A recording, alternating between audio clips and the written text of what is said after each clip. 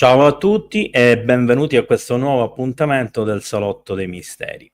Oggi torniamo a parlare di una questione scottante che è quella delle interazioni aliene, delle abduction, del contattismo, ma lo faremo su diciamo, un fronte differente, con una testimone di prima mano e naturalmente una persona che nell'arco della sua vita ha vissuto tutta una serie di contatti, di esperienze, una persona assolutamente normale e non come magari ci si può immaginare, con dei canoni strani, da personaggio da film. Una persona che ama i gatti, che ama la natura, ama l'arte, ama la musica. Naturalmente una persona che ha riportato in più occasioni, quella che è la sua testimonianza in conferenze, in 2 libri che naturalmente, Angela Stella La Rosa presenterà poi questa sera e, ovviamente da più di 25 anni studia tutti i fenomeni legati alla vita extraterrestre, ma lo fa, diciamo da una direzione differente, quella dell'esperienza e non quella del ricercatore, non quella neanche forse del vero e proprio contattista, così come viene definito canonicamente, e nemmeno forse nemmeno dal canonico addotto, così come appunto, scusate il gioco di parole, canonicamente viene in qualche modo etichettato. Oggi quindi vedremo il tutto in una chiave di lettura totalmente differente. Ci vediamo tra 8 secondi dopo lo stacchetto direttamente con la nostra gradita ospite.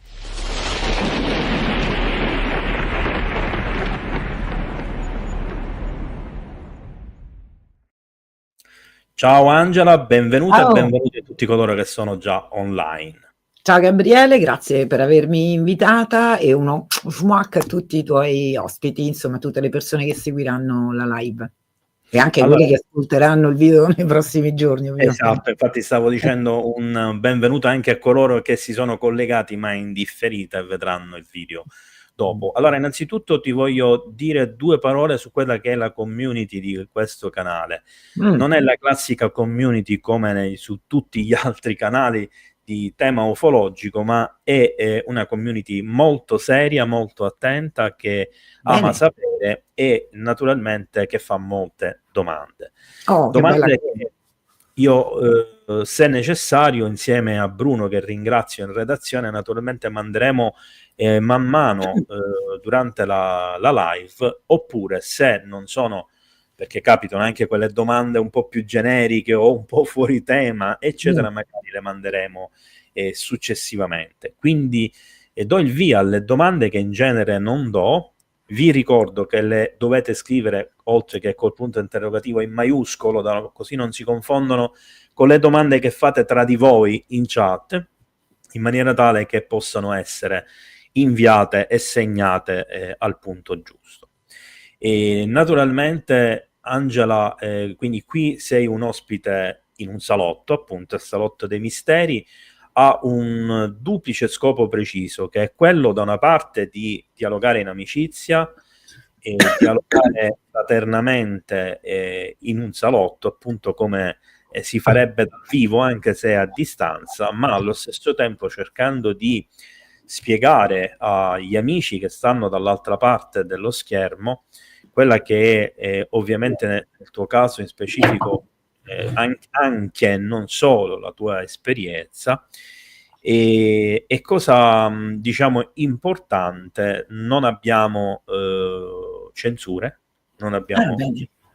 siamo qui a parlare e naturalmente cercheremo di far capire quella che è la tua conoscenza, la tua esperienza a chi appunto sta dall'altra parte. Ultima precisazione, per quanto mi riguarda, ci tengo a precisare una cosa, perché diciamo che è capitato un paio di persone che magari in questi giorni hanno innescato delle polemiche per alcune live future e alcune live passate. Allora, in questo canale a me non interessa assolutamente quella che è la divergenza di opinione e non mi interessa assolutamente il fatto che si possa non essere minimamente o completamente d'accordo con una persona o con un ospite o con il sottoscritto.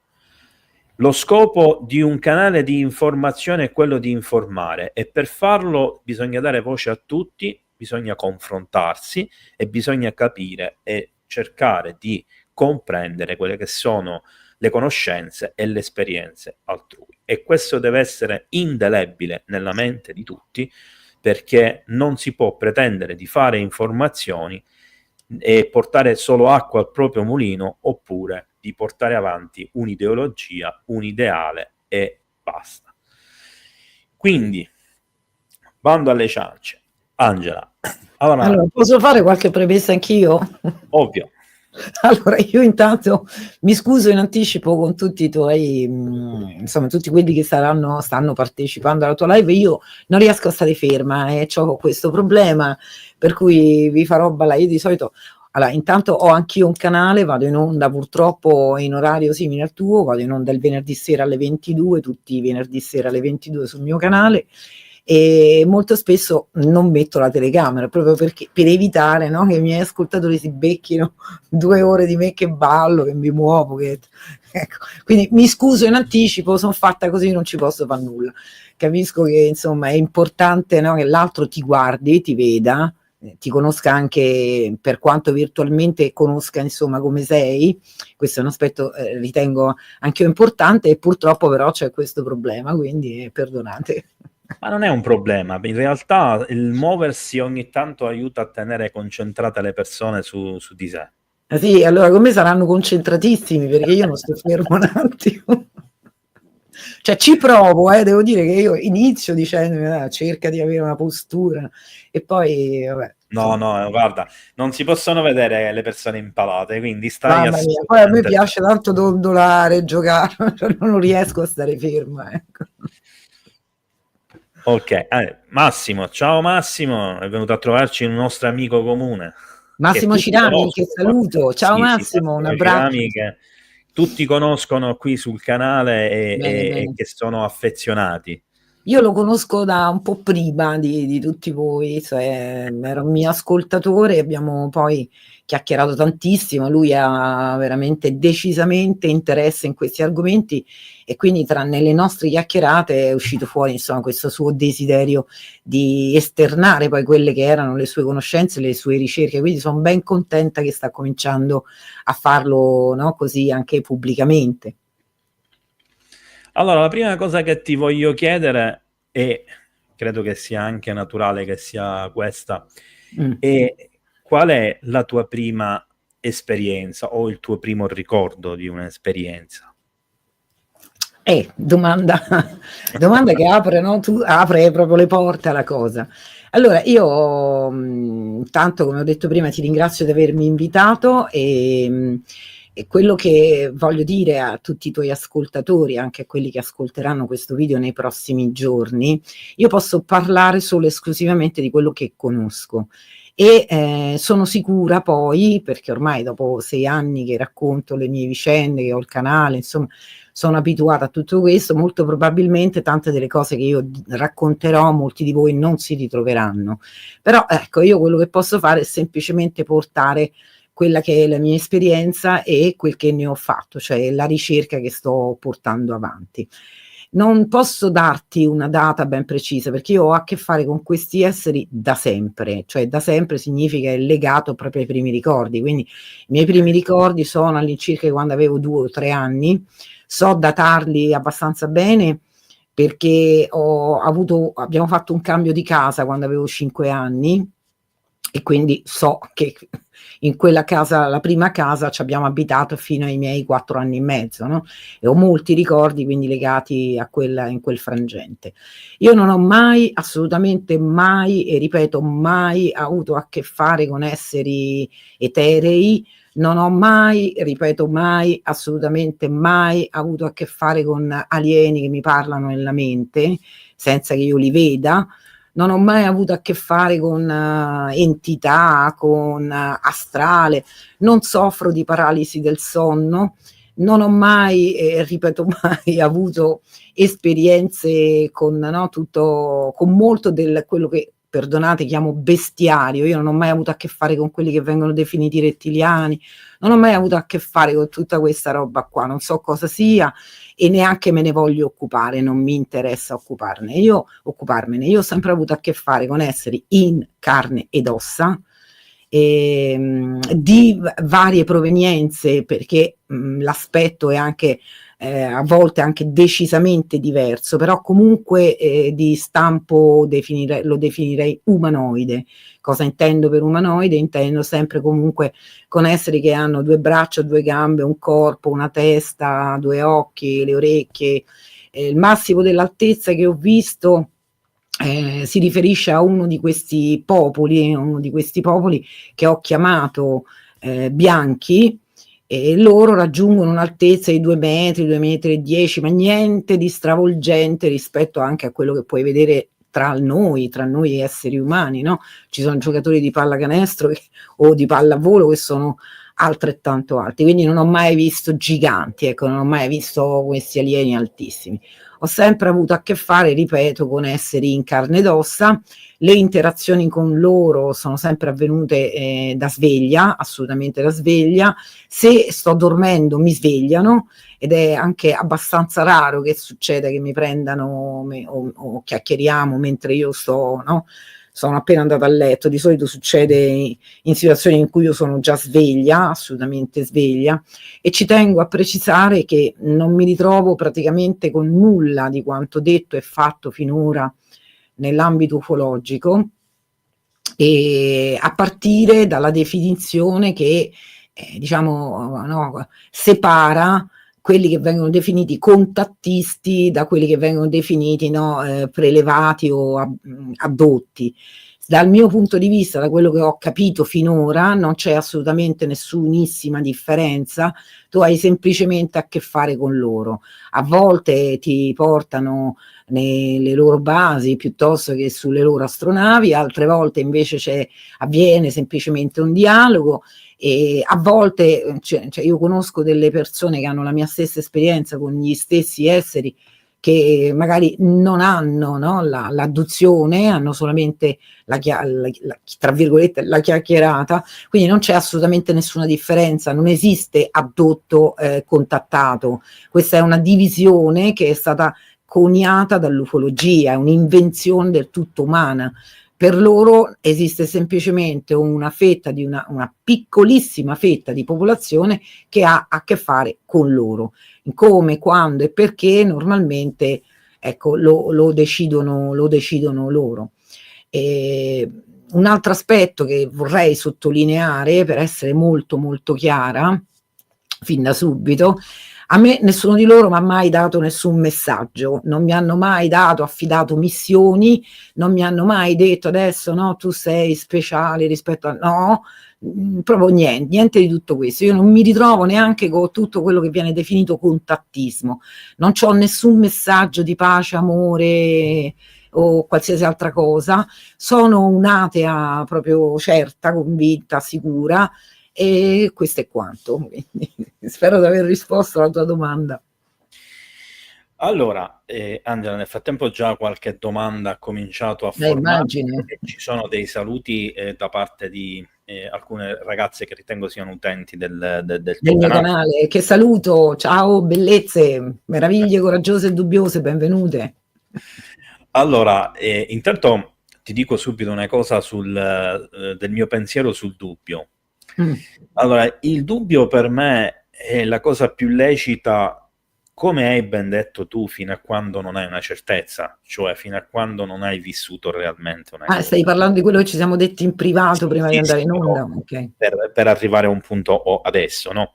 Però, secondo te, è lecito avere anche dei dubbi sulle esperienze che si sono vissute?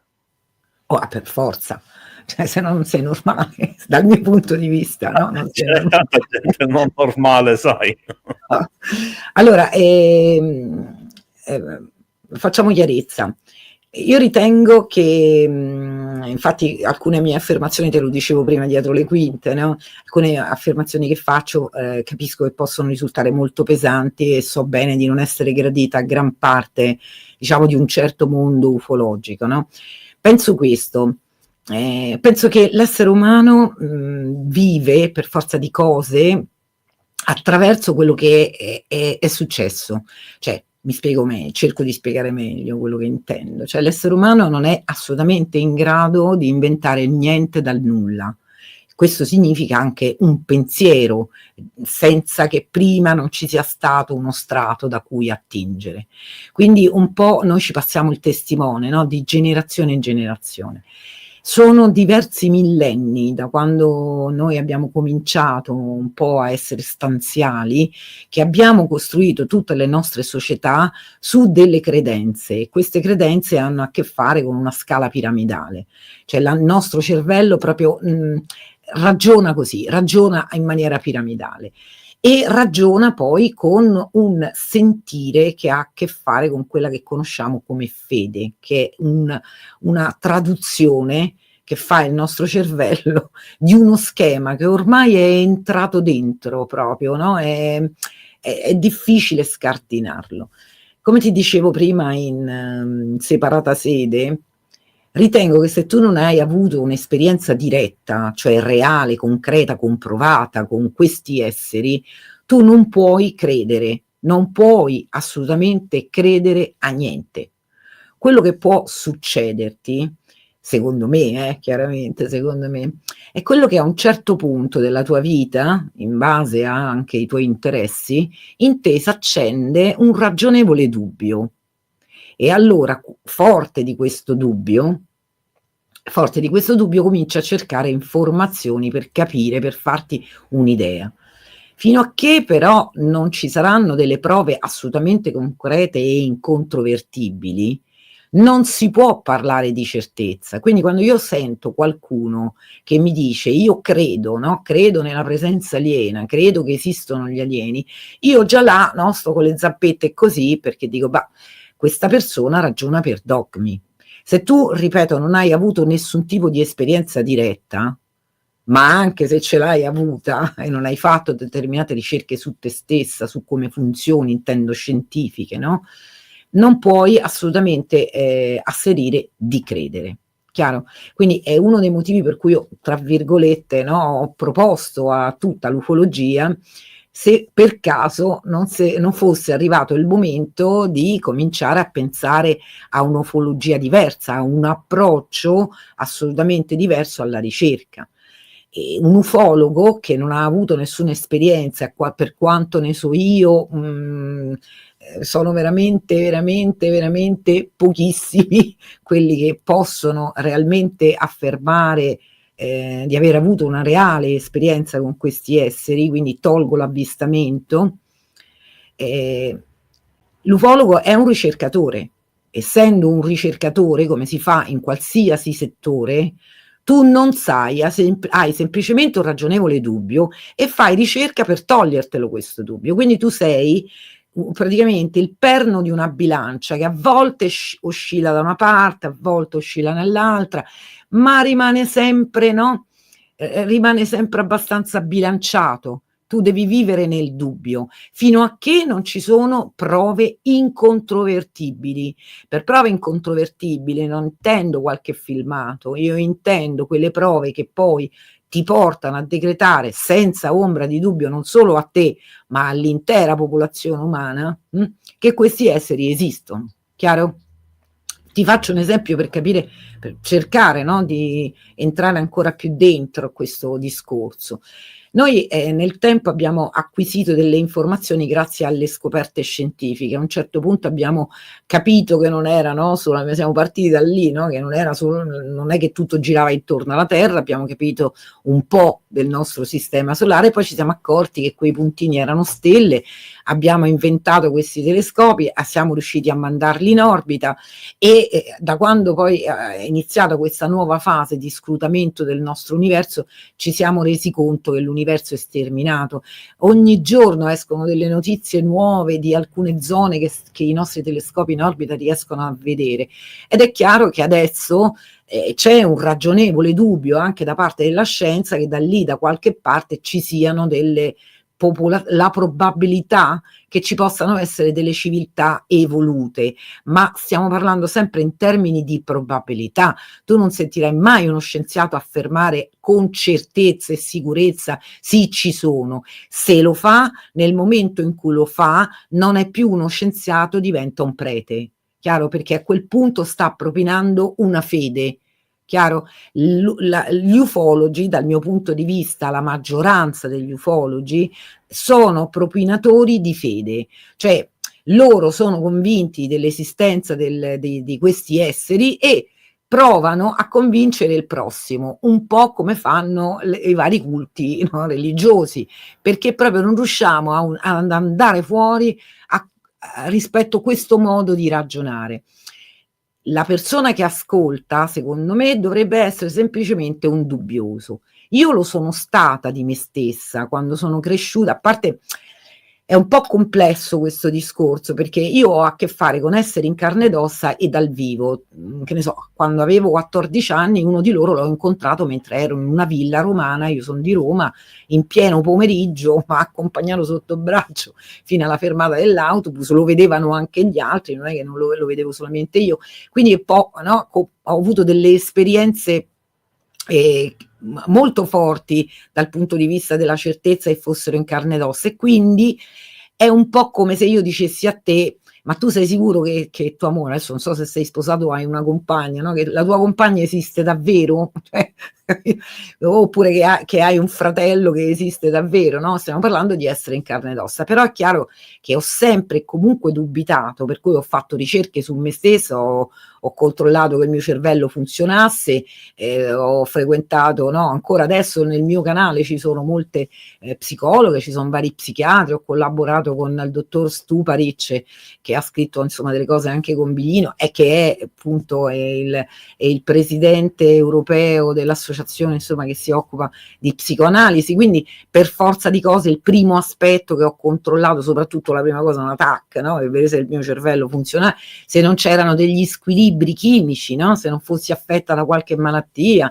se non avessi questo, quindi quello è la prima cosa, lo vai subito ad appurare, almeno io l'ho fatto, no? Mi sono accertata che funzionavo bene. Quando poi, insomma, mi sono tolta il dubbio che funzionavo bene, è chiaro che io ho una certezza, io so che questi esseri esistono. Resta il fatto, e quello che mi piacerebbe, che ci fossero degli studi reali e concreti, che dal mio punto di vista ancora non sono in fase embrionale, non voglio dire che non siano partiti, ti dico che sono in fase embrionale, perché potrebbe anche essere, non lo possiamo togliere, no? Come possibilità, potrebbe anche essere che un domani si scoprirà che tutte le persone che affermano come me di avere a che fare con essere in carne ed ossa e bla bla bla bla bla bla, magari siamo affetti da una nuova malattia che tutte le ricerche, comprese, no, tutte le TAC, le risonanze magnetiche, ancora non sono in grado di appurare. Questo va specificato. Quindi quello che poi io racconto io non ho assolutissimamente l'interesse che la gente mi creda, anzi nel momento in cui mi credono, mi cominciano a dire mi credono, io quelle persone già non le ritengo più coraggiose e dubbiose, no? Le ritengo adepti e non mi interessano. Io racconto la mia esperienza e la mia ricerca perché magari potrebbe essere utile per alimentare i propri dubbi, e sto cercando quel popolo di coraggiosi e dubbiosi che hanno voglia di provare a fare ricerca, quindi mettendo a disposizione alcuni dati, alcune informazioni, provare a ragionare insieme. Ragionare insieme, il mio programma si chiama Alieni Umani appositamente, perché non si può ragionare sugli alieni se prima non si ragiona sulla fonte che pensa. Cioè tu non puoi ragionare, non puoi emettere un pensiero sugli alieni che abbia realmente attinenza se prima non ti accerti di essere in grado di ragionare in maniera logica, di essere in grado di ragionare senza dogmi, di esserti in qualche modo provato a svincolare da quelle che sono proprio le costruzioni mentali tipiche della nostra società attuale. Allora, Angela, ti faccio un paio di domande Sì, del pubblico e poi continuiamo. certo. Io non ho Eh, fretta, quindi sono qui a qua disposizione tua. Luva Luca, Chi? che Luva Luca. Ah, Luva. Ok, Luca. Premetto che ho sentito molte tue live, Mhm. visto che Angela è spesso addotta, secondo voi, quindi mi ci mette anche a me, perché Ok. non si riesce a trovare la cosiddetta pistola fumante? A parte il nesso tra le due cose che non è estremamente chiaro.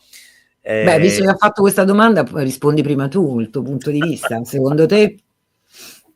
No, allora io non esprimo giudizi sulle persone, quindi No, la questo. pistola fumante lui forse intendeva in Ah, generale, ho capito, non penso sì, che ce la l'abbia pistola proprio con me. fumante, ecco, lì è una questione di punto di vista, secondo me, perché dipende dalla ricerca personale. La pistola fumante può essere una cosa, per un'altra può essere un'altra cosa, per la massa può essere un'altra cosa, eccetera. Diciamo che la pistola fumante in gergo dovrebbe essere quella prova assolutamente certa e visibile sotto gli occhi di tutti, che porta ad avere fisicamente e non solo fisicamente la tangibilità di qualcosa.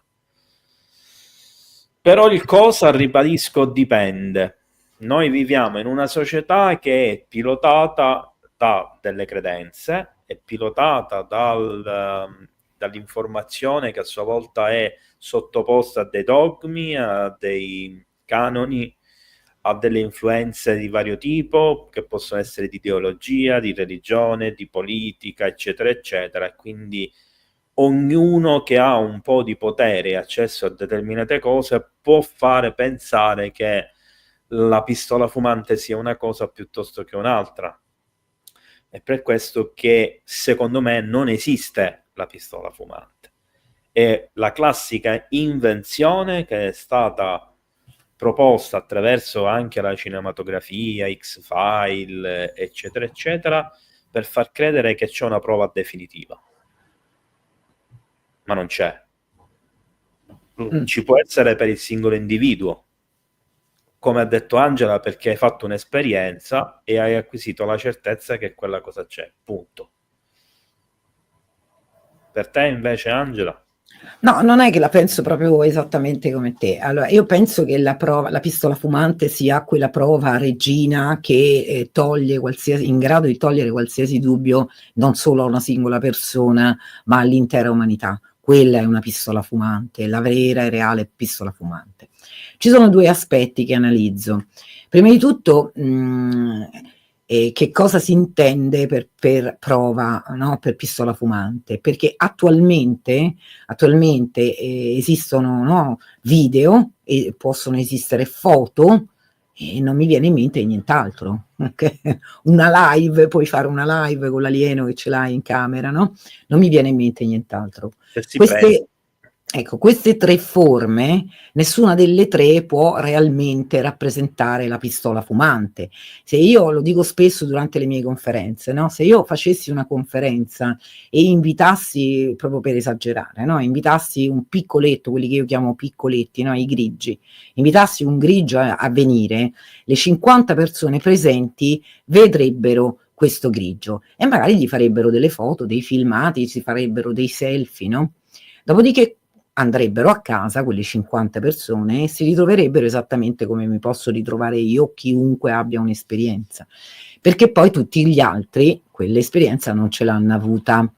E anche se tu gli fai vedere un video, gli fai vedere una foto, quelle non possono rappresentare nell'epoca in cui noi viviamo la pistola fumante, perché la pistola fumante attualmente potrebbe essere sbugiardata, nel senso ci sono, no? In grado di, ci sono persone che sono in grado di fabbricare dei video che sembrano proprio realissimi, no?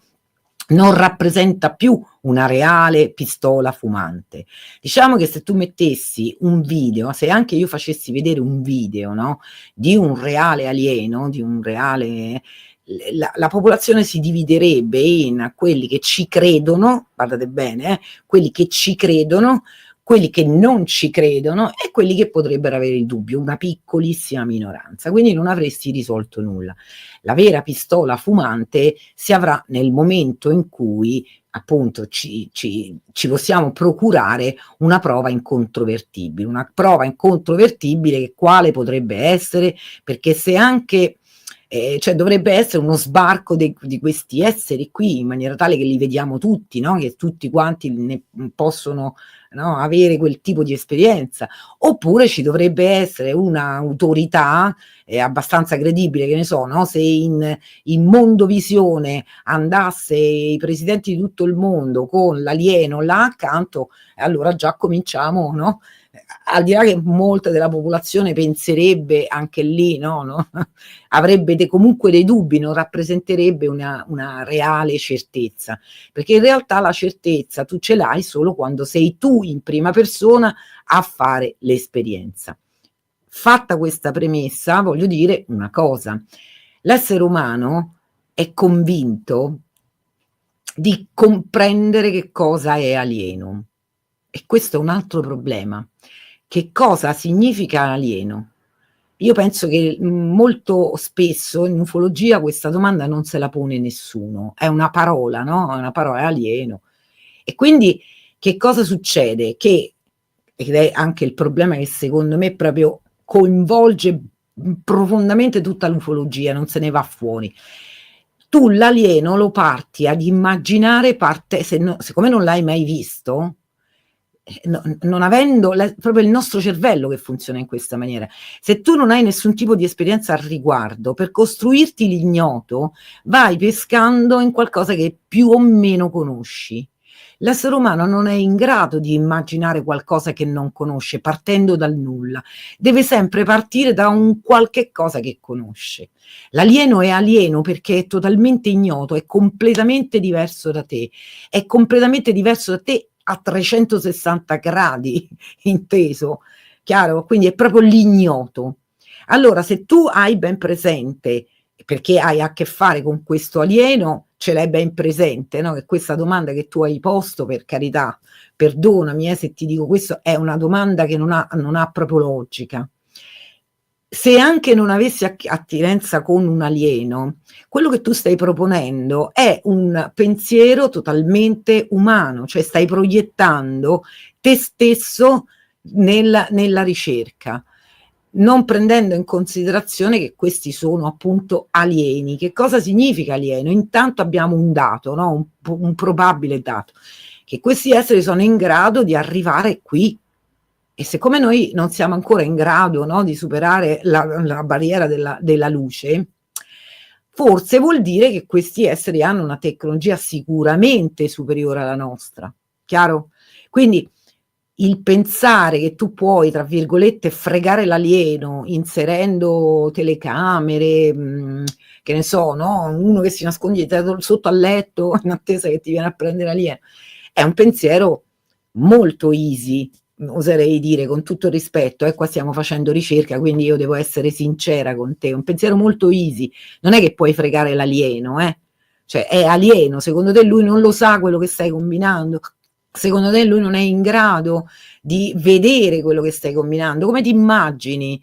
È una domanda che pongo a te, ma a tutti i tuoi ascoltatori. Gabriele, mi permetto di chiedere a tutti gli ascoltatori, come vi immaginate avvenga, no? Un contatto o un prelevamento, che questi passano per caso, dicono no, c'è Angela Stella Rosa, sta leggendo un libro, aspetta che adesso ci vado a fare 4 chiacchiere.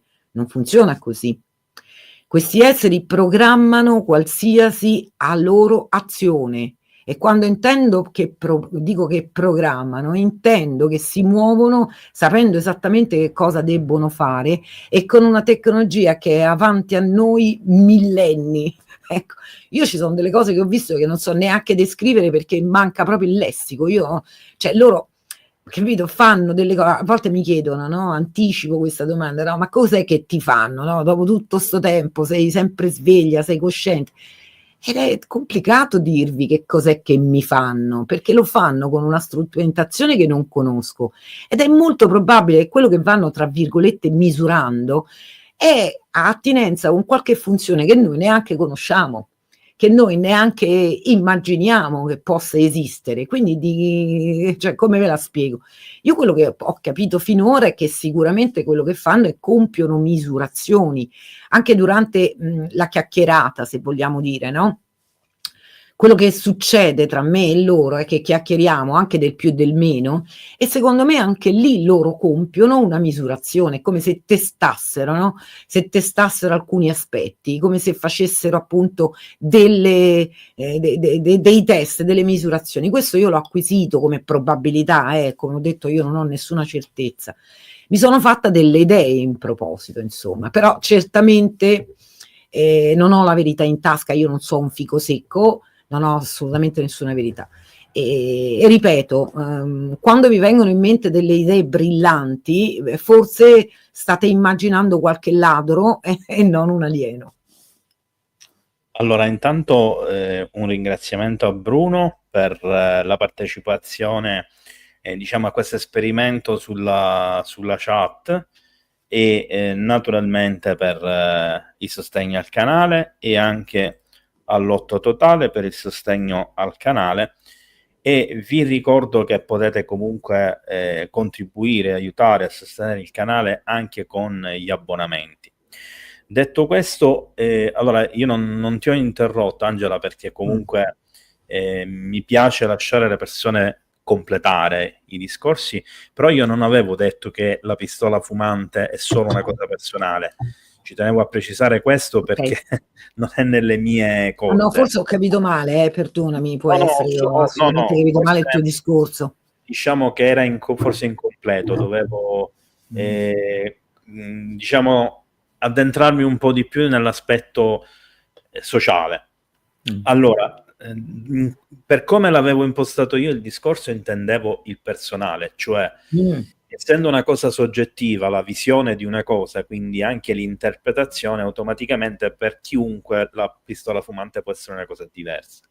È logico che a livello sociale, a livello di umanità, deve essere necessariamente una prova schiacciante, come potrebbe essere gli alieni che scendono, eccetera, eccetera, anche se lì, per quella che è la mia esperienza di contatto con tantissima gente di tutte le tipologie, genere e maniere, anche i più scettici, sfegatati, eccetera, io sono sicuro che anche lì, davanti all'evidenza, davanti agli alieni proprio che ti vengono dentro casa, ti scendono, ti danno la mano, ci sarebbe chi non ci crederebbe, penserebbe che è tutta una bufala, che è tutto uno scherzo, che eccetera, eccetera. E questo per me è una cosa drammatica, nel senso che è è un problema serio questo di una società che è malata dentro per colpa di qualcosa che gli è stato indotto, cioè di un atteggiamento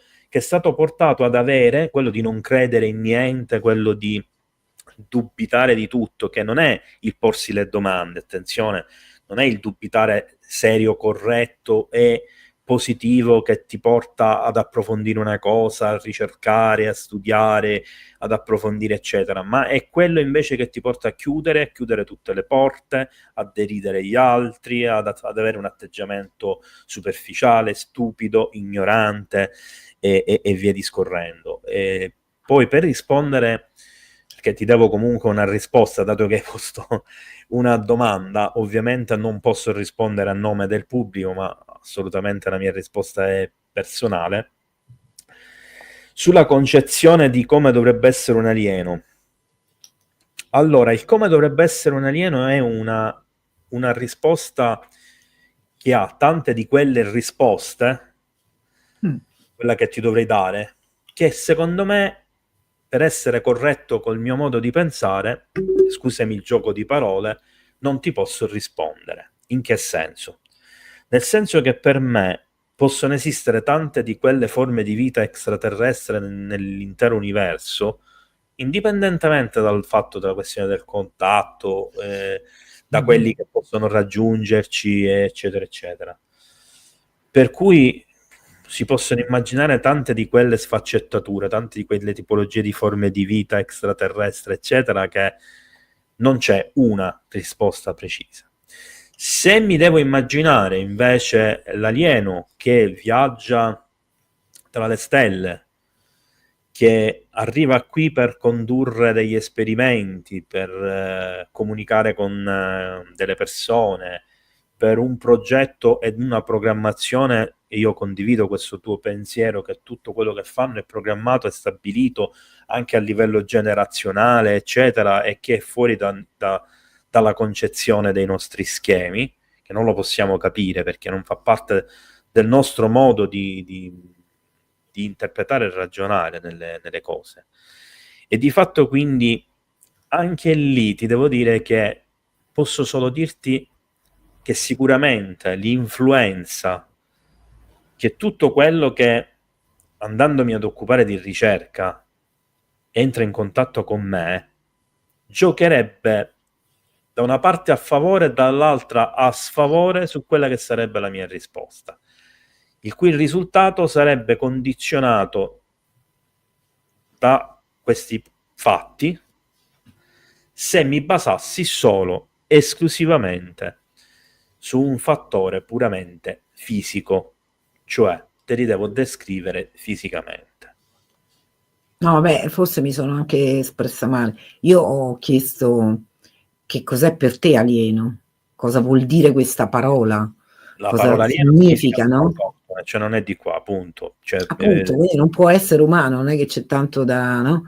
Cioè qualsiasi cosa uno si immagina, se ha attinenza con pulsioni, immaginari umani, idee umane, non è alieno, perché un alieno, cioè, mi permetto, no, di fare un discorso. Per quello poi, ripeto, il mio programma si chiama Alieni Umani perché capire l'essere umano, conoscere almeno la base dell'essere umano è assolutamente, lo ritengo personalmente assolutamente fondamentale se si vuol provare, cimentarsi, no, nella ricerca di qualcosa che umano non è. Noi siamo il sunto di tutto quel che c'è stato prima e di tutto quel che c'è ora e di tutti i nostri sogni futuri. Non si può prescindere da questo. Tutto il nostro costrutto, tutto il nostro modo di pensare, tutto quel che noi siamo a livello culturale, a livello proprio di persone, proprio di società umana, al di là delle differenze che ci sono nei vari ambiti, no? Di questi posti che ci siamo inventati, che si chiamano paesi, tutto quel che siamo è dato dalla nostra cultura. Un alieno non è vissuto sulla Terra, un alieno non ha vissuto le nostre guerre, non ha vissuto le nostre beghe, non ha la nostra storia, ha la sua cultura, ha il suo progredire. Nessun alieno, cioè non è che c'è un pianeta in cui fabbricano alieni che già conoscono a menadito che cos'è la gravità o come funziona l'energia oscura. Alieno significa abitante di un altro posto che ha fatto la sua evoluzione, perché anche questi alieni fanno parte, almeno quelli con cui ho a che fare, fanno parte di questo universo e non di universi paralleli o di altre dimensioni. Come ho già detto, io ho a che fare con esseri in carne ed ossa che vivono in questo universo regolato dalle stesse leggi che conosciamo noi, ecco. Forse andava specificato all'inizio. Quindi sono tutti loro hanno avuto un iter che si chiama evoluzione. E diciamo come funziona l'evoluzione, diciamo i principi in linea di massima, no? Che gestiscono l'evoluzione, noi questi li conosciamo. E non è che queste leggi valgono solamente per gli esseri umani e per gli alieni, no. Anche gli alieni hanno avuto il loro. Ad esempio, una delle affermazioni che fa più incazzare, posso dire le parolacce nel tuo canale? Dipende dalle parolacce. Incazzare si può dire? Ecco, okay. Una delle cose che fa più incazzare la gente che mi segue, no, è il mio essere abbastanza scettica quando mi vengono proposte delle ricostruzioni, di alcuni alieni, appunto con scaglie, unghioni, becchi, code, di tutto, no. Allora, un alieno, anche se avesse avuto all'inizio della sua storia, del suo percorso evolutivo quella forma là, così come l'abbiamo avuta noi avevamo, alcuni ancora adesso, eravamo ricoperti di peli, avevamo la coda, avevamo una postura diversa, le ossa messe diversamente, eccetera, eccetera, eccetera, no? E adesso siamo arrivati ad avere questo, diciamo, questo aspetto, questa funzionalità delle nostre membra, no? Del nostro corpo. Anche per gli alieni vale la stessa identica cosa. Non è che loro la scoperta di come che la materia era fatta di atomi, okay? Anche loro ci son dovuti arrivare, non è che nel loro pianeta c'è l'albero che gli fa crescere la risposta dentro al frutto. Anche loro hanno dovuto fare, tutti loro, il percorso evolutivo. È chiaro che poi dipenderà dalla scelta che farà quella determinata società, dalle capacità che deciderà di mettere, no, di tenersi come specie, che potrà allungare o diminuire questo percorso evolutivo.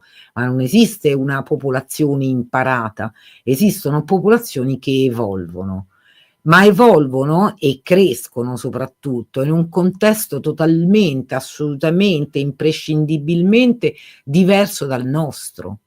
Nel pianeta degli alieni non è mai esistito, non potrebbe mai esistere l'idea di un Gesù o di qualsiasi altro nostro, no, di qualsiasi altro nostro santo. Poi ognuno è libero di credere in quello che gli pare. Io vi sto raccontando quello che è il mio punto di vista, può essere condiviso o meno, no? Però io questo c'ho, questo mi è sembrato di comprendere finora. Quindi non è che sul pianeta degli alieni c'è stata la nostra cultura, hanno avuto anche loro Napoleone, c'è stato lo sbarco dei Mille, o hanno avuto a che fare con territori da conquistare, hanno avuto gli Incas, gli egiziani e tutto il resto. Loro hanno avuto la loro storia, la loro cultura, il loro modo, e la loro cultura, persino il linguaggio, è una cosa che appartiene a loro e non appartiene a noi. Non appartiene, il nostro cervello, forse molti di voi avranno visto un po' di film, no? Ci sono dei film che spiegano cioè il cervello si va addirittura conformando e formando in base al linguaggio che quella persona è solito utilizzare.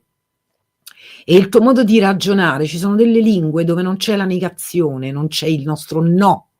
E quindi il tuo cervello, il tuo modo di ragionare si basa anche su quello. Immaginate che complessità possono avere questi esseri e quanto sono diversi da noi. Resta il fatto, lo voglio sottolineare, che tutti quelli con cui io ho avuto a che fare, poi voi fate quello che vi pare, per me potete pure avere a che fare con i polipi, non è che me ne importa. Io dico, quelli con cui ho a che fare io hanno tutti loro avuto un iter di evoluzione, e tutti loro poi hanno assunto la forma, tra virgolette, umanoide, quindi tutti gli esseri che io ho visto e non solo quelli che descrivo. Io sono solita descrivere 4-5 razze, però popolazioni, però nelle basi, in altre situazioni io ne ho viste veramente decine, però tutte queste popolazioni hanno un aspetto decisamente umanoide, nessuno di loro ha le scaglie, nessuno di loro ha l'occhio in fronte, hanno tutti 5 dita nelle mani, perché è la materia che si declina in questo universo, che fa sì che la forma più logica per arrivare a maneggiare la materia sia di un certo tipo. Tu con 5 dita e il pollice opponibile puoi veramente interagire con la materia. Ripeto, questi esseri anche loro hanno dovuto fare sperimentazione a modo loro, non so in che modo, e con i loro tempi, ma anche loro, tra virgolette, hanno dovuto fare ricerca nei propri laboratori, e li voglio vedere come fanno a fare ricerca con l'unghione e la coda. È una cosa illogica, e l'evoluzione non permetterebbe mai che tu tenga qualche cosa che è illogico, a meno che quell'evoluzione non è cosciente. Cioè noi un domani, se lo scegliessimo, potremmo decidere che la coda ci piace, e siccome nel nostro DNA c'è ancora quella informazione per selezione o attraverso, no, diciamo una selezione biologica, potrebbe succedere che ci ricresce la coda per bellezza, perché così ci piace. Però è un discorso diverso da avere la coda, perché la coda nell'andare del tempo, siccome non ti devi arrampicare no, sugli alberi, non ti serve per rimanere stabile, tu la vai perdendo. Quindi se anche tutti loro hanno avuto un inizio di vita diverso dal nostro, non è che sono partiti tutti dalle scimmie, che qui ci sarebbe da fare un discorso. Ci sono quelli che ci sono anche arrivati, ma anche lì ci sarebbe ci sono, no, ci sono varie tipologie, e ripeto, questo è un universo dove si declina la materia. Era una battuta la mia, Angela, nel sì, senso l'avevo che capito. somiglia di più alle scimmie. Ancora adesso. Comunque questo è un universo dove l'energia si declina in materia e si va manifestando. Questa declinazione in materia ovviamente ha una sua peculiarità. Tutti gli animali che noi conosciamo del nostro pianeta non possono esistere in un altro pianeta, perché tutti gli animali che conosciamo qui sono nati qui perché c'è stata una selezione, ci sono state delle condizioni, ci sono state decine di motivazioni che hanno portato, che ne so, alla zebra piuttosto al coleottero.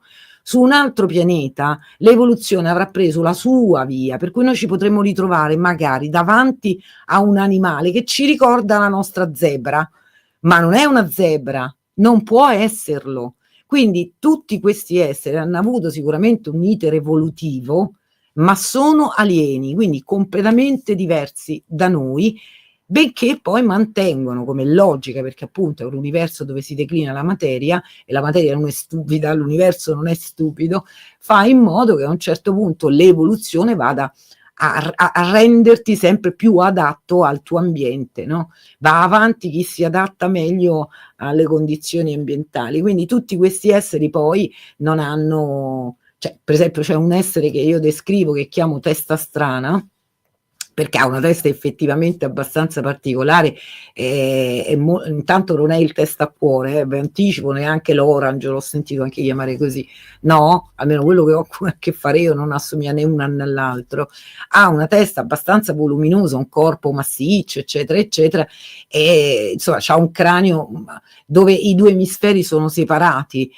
no? Si vede abbastanza bene che sono separati, qua c'ha insomma un cranio insomma, abbastanza diverso dal nostro, anche il muso è diverso dal nostro, cioè, insomma una parte che viene un po' più avanti con un naso diverso dal nostro, c'ha questi occhi grandi, tondi, che sembrano color nocciola, sembrano quelli di alcuni cani, insomma molto belli, un corpo, una parte del sotto della gola con tutta questa pelle che gli scende anche sul viso, cioè insomma molto più pieno di, mi ricorda un po', no, la texture di alcuni elefanti, per capirci.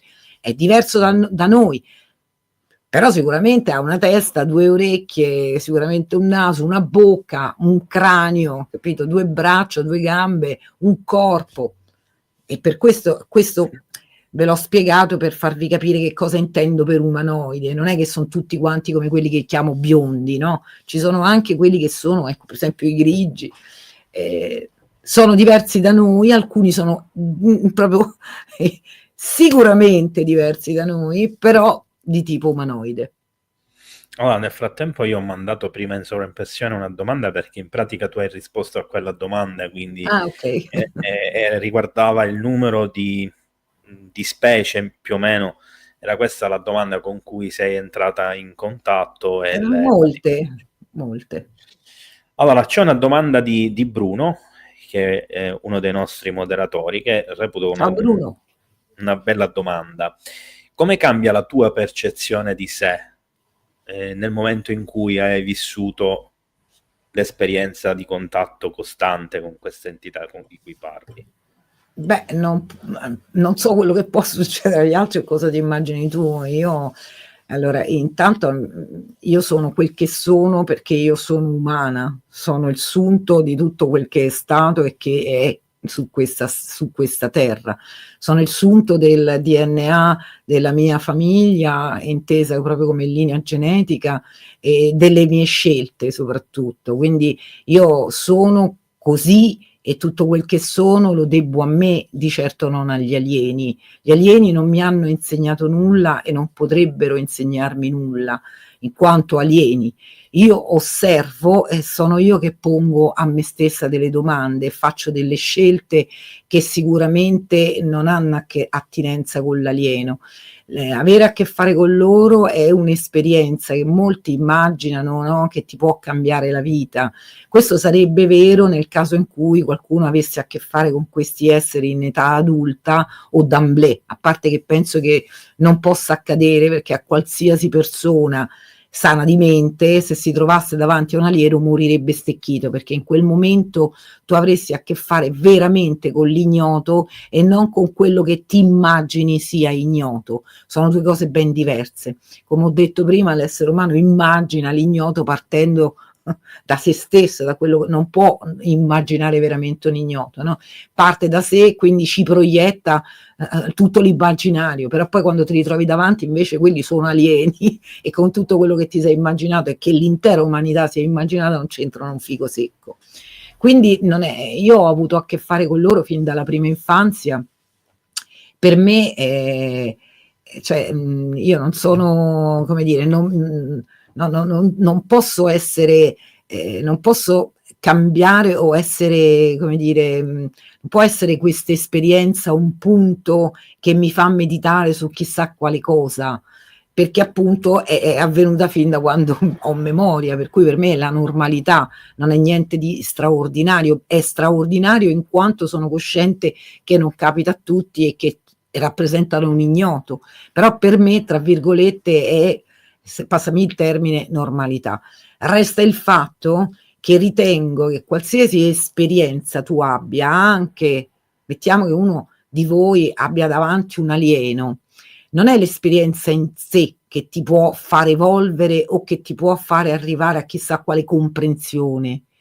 Chiaro, perché tu hai questa esperienza e poi bisogna vedere che cosa ne fai. Potrebbe diventare per te un'esperienza che ti terrorizza tutta la vita, potrebbe essere per te un'esperienza che te li fa venerare, potrebbe essere per te un'esperienza che a un certo punto decidi che vuoi essere alieno pure te e cominci a svalvolare col cervello. Quindi non è l'esperienza che può in qualche modo cambiarti. Chi dice questo, secondo me, non ha ben capito come funziona l'essere umano. Sei tu che decidi sempre, sei tu che osservi con i tuoi sensi quello che accade e che cosa ne fai di questa esperienza dipende dalle scelte. E come le fai queste scelte? Beh, le fai in base a quello che ti è capitato nella vita, in base a dove, a quello che hai studiato, a quello che hai appreso, al tuo momento evolutivo. Allora, c'è una domanda di Maya. Il primo contatto che hai avuto è successo in un periodo particolare della tua vita o no? No, come ho già detto, avevo 2 o 3 anni, quindi non c'era nessun momento particolare della mia vita, non credo proprio. Allora, da quello che ho capito io, Maya, ecco, entro in questo, se mi permetti, Gabriele, posso addentrarmi utilizzando la domanda che mi ha fatto questa tua ascoltatrice per Sì, argomentare un po' più sì, sì. sostanzialmente. Allora, da quello che mi è parso di capire finora, dico uso il condizionale proprio perché appunto sono una ricercatrice, quindi quello che mi è parso di capire finora. Le cose forse, probabilmente, potrebbero essere andate così. Questi esseri hanno fabbricato l'essere umano, cioè sono qui da molto prima di noi, e a un certo punto siamo arrivati, dopo vi tolgo tutta la parte iniziale, se no qua stiamo fino a domani mattina alle 4, chiaro? Allora, da quello che mi è parso di comprendere, questi esseri fanno questo, è un consorzio, fabbricano, quindi trovano un pianeta adatto alla vita, bla bla bla, inizia la fabbricazione, varie tappe, varie cose che succedono, bla bla bla, a un certo punto qui è successo che siamo rimasti solamente sapiens, bene, nel momento della nostra storia più o meno 200-300 mila anni fa, no? Boh, nel momento in cui siamo rimasti tutti sapiens, eravamo tutti quanti uguali più o meno, no? Partivamo tutti uguali, tutti sapiens.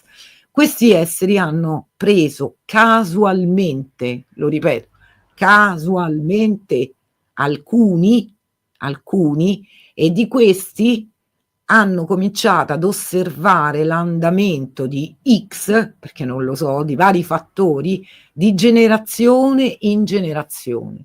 Quindi non si può diventare addotti, usiamo questo termine, no? Come non si può iniziare ad avere a che fare con loro d'emblée, così dal nulla, no.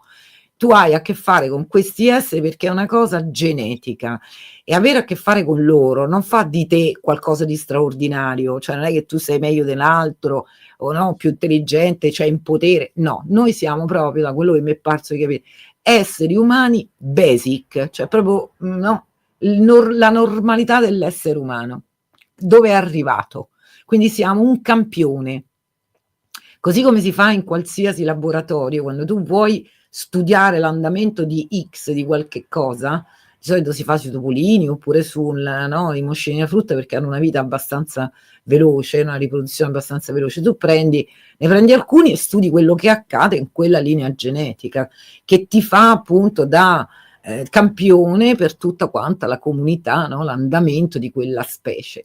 Quindi io penso di essere semplicemente un campione, io e quegli altri, scusa, passami questo termine, sfigati, che abbiamo avuto no, questa sfiga di essere stati pescati all'inizio. Quindi questo è quanto, cioè loro non si può diventare addotto, non puoi entrare a far parte di questo, perché è una cosa appunto tramandata geneticamente. Poi ovviamente questi esseri non hanno a che fare solo ed esclusivamente con chi, no, geneticamente da sempre, eccetera, eccetera. Ogni tanto fanno anche, diciamo, delle cose a campione. Quindi ti può capitare, per esempio, di essere prelevato a campione, in quel momento tu non ricorderai quasi praticamente niente, assai raro che qualcuno se ne rende conto. Quindi ci sono questi, diciamo, no, questi contatti a campione, così come ci può essere, perché questo io l'ho sperimentato sulla mia pelle durante l'arco della mia vita, può essere che alcune persone che interagiscono molto strettamente con chi ha a che fare con loro, può succedere che possano magari prenderti perché sei amica stretta, perché sei un compagno o una compagna. Quello può accadere. Più di questo no. Allora, aspetta un secondo. Domenico ti chiede se esistono gli alieni buoni, se sono potenti e cosa vogliono da noi.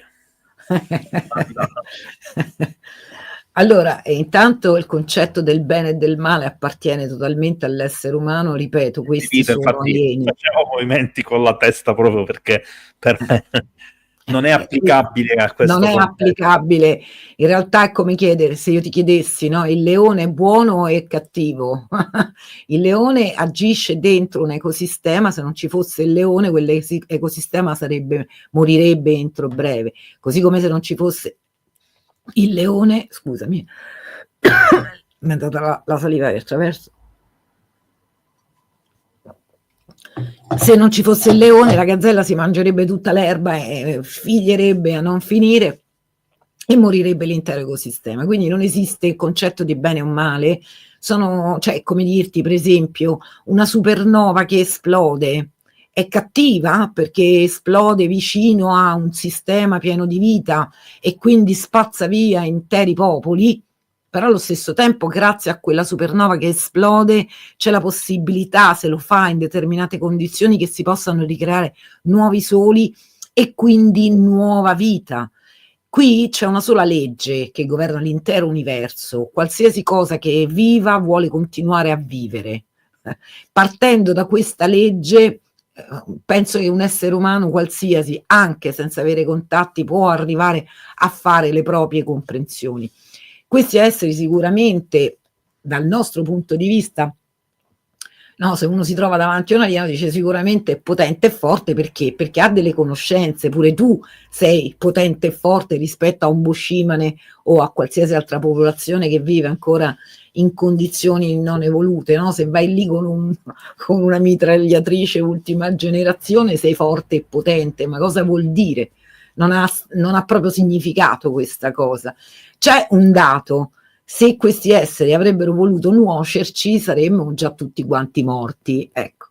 Io poi non sono molto d'accordo, anzi oserei dire per niente d'accordo con tutte le proposte che sono state fatte finora in questo settore, compresa quella di alcuni storici che ogni tanto ripropongono delle idee che già circolavano da vari secoli fa, che è quella che vuole gli alieni al comando, no? Per cui stanno all'interno dei nostri governi piuttosto che, no, con congregazione segrete, tutte queste belle cose qui.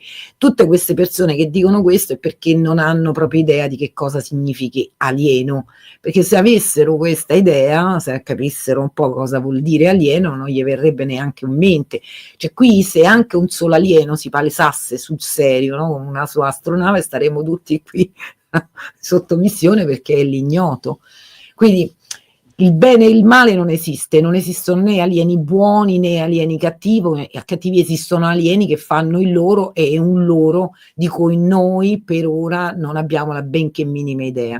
Ripeto, secondo me, rispetto a perché stanno qua, secondo me nessun essere umano, compresa la sottoscritta, attualmente è in grado di avere abbastanza informazioni per poter rispondere a questa domanda, e tutti quelli che lo fanno mentono. Allora, La mia idea. Angela, intanto volevo dire agli utenti, perché comunque c'è stata una persona che ha chiesto che potete trovare il link diretto al canale di Angela su YouTube, Sì. direttamente nella bio di questa live. E posso fare, insomma, arrivano sul mio canale e si terrorizzano. Allora, io faccio delle live molto lunghe, ecco, e sono suddivise per argomento, però insomma molto diverso il mio modo di fare ufologia da quello che fa Gabriele, quindi se andate sul mio canale vi consiglio caldamente di recarvi subito nella sezione playlist e partire dalla cartella video brevi. Ecco, lì ci sono dei video magari di un quarto d'ora, 20 minuti, sono suddivisi anche per tema e vi potete fare un'idea generale, perché se prendete per esempio l'ultima live che ho fatto venerdì scorso, in cui parlo appunto di questo concetto di fede, no? Vi smarrite e dice: ma questa di che cacchio parla?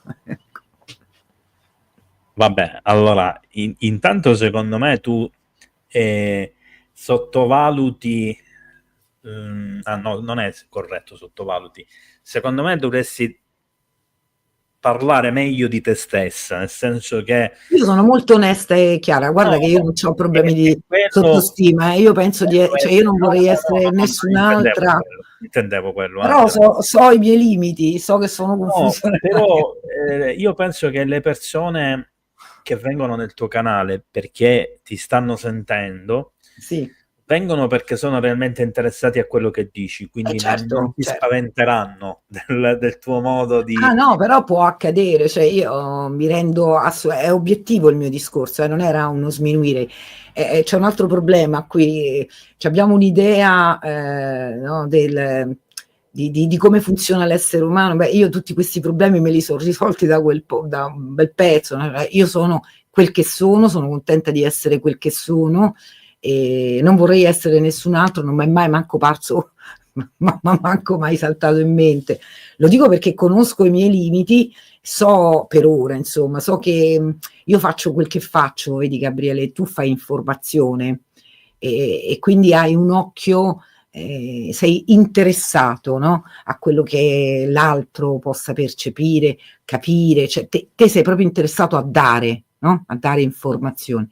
Io invece sono interessata a farmi i cacchi miei e quindi il mio canale è esclusivamente per me. Io faccio tutto quel che faccio solo ed esclusivamente per me. Non me ne frega assolutamente niente se una persona ascolta e trova piacevole quello che dico, se una persona ascolta e trova spiacevole quello che dico, perché non mi riguarda, non siamo amici, ma chi ti conosce?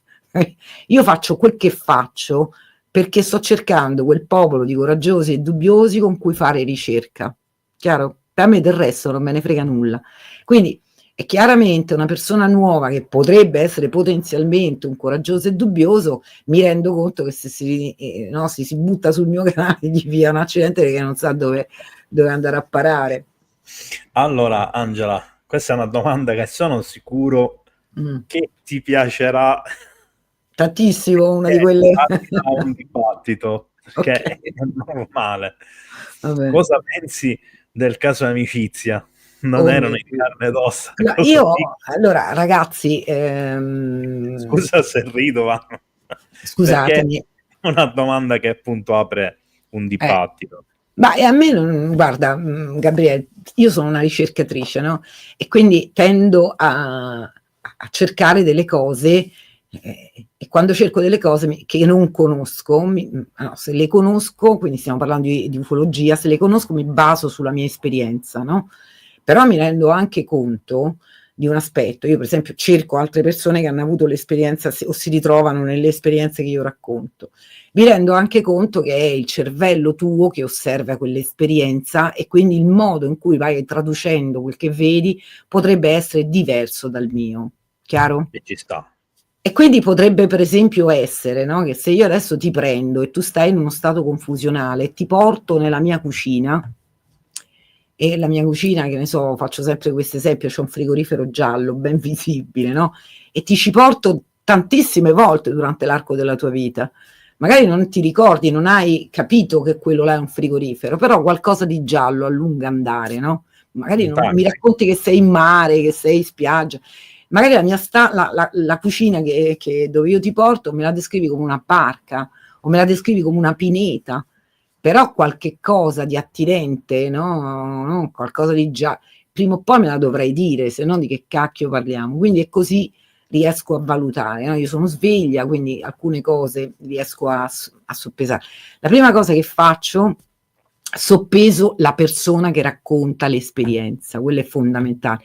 Devo capire se il cervello che possiede è, è in grado di soppesare la realtà che lo circonda e quanto dei dogmi, no? Delle varie cose che la nostra realtà tanto complessa ci regala, quanto di questo ha influenza la persona che ho di fronte.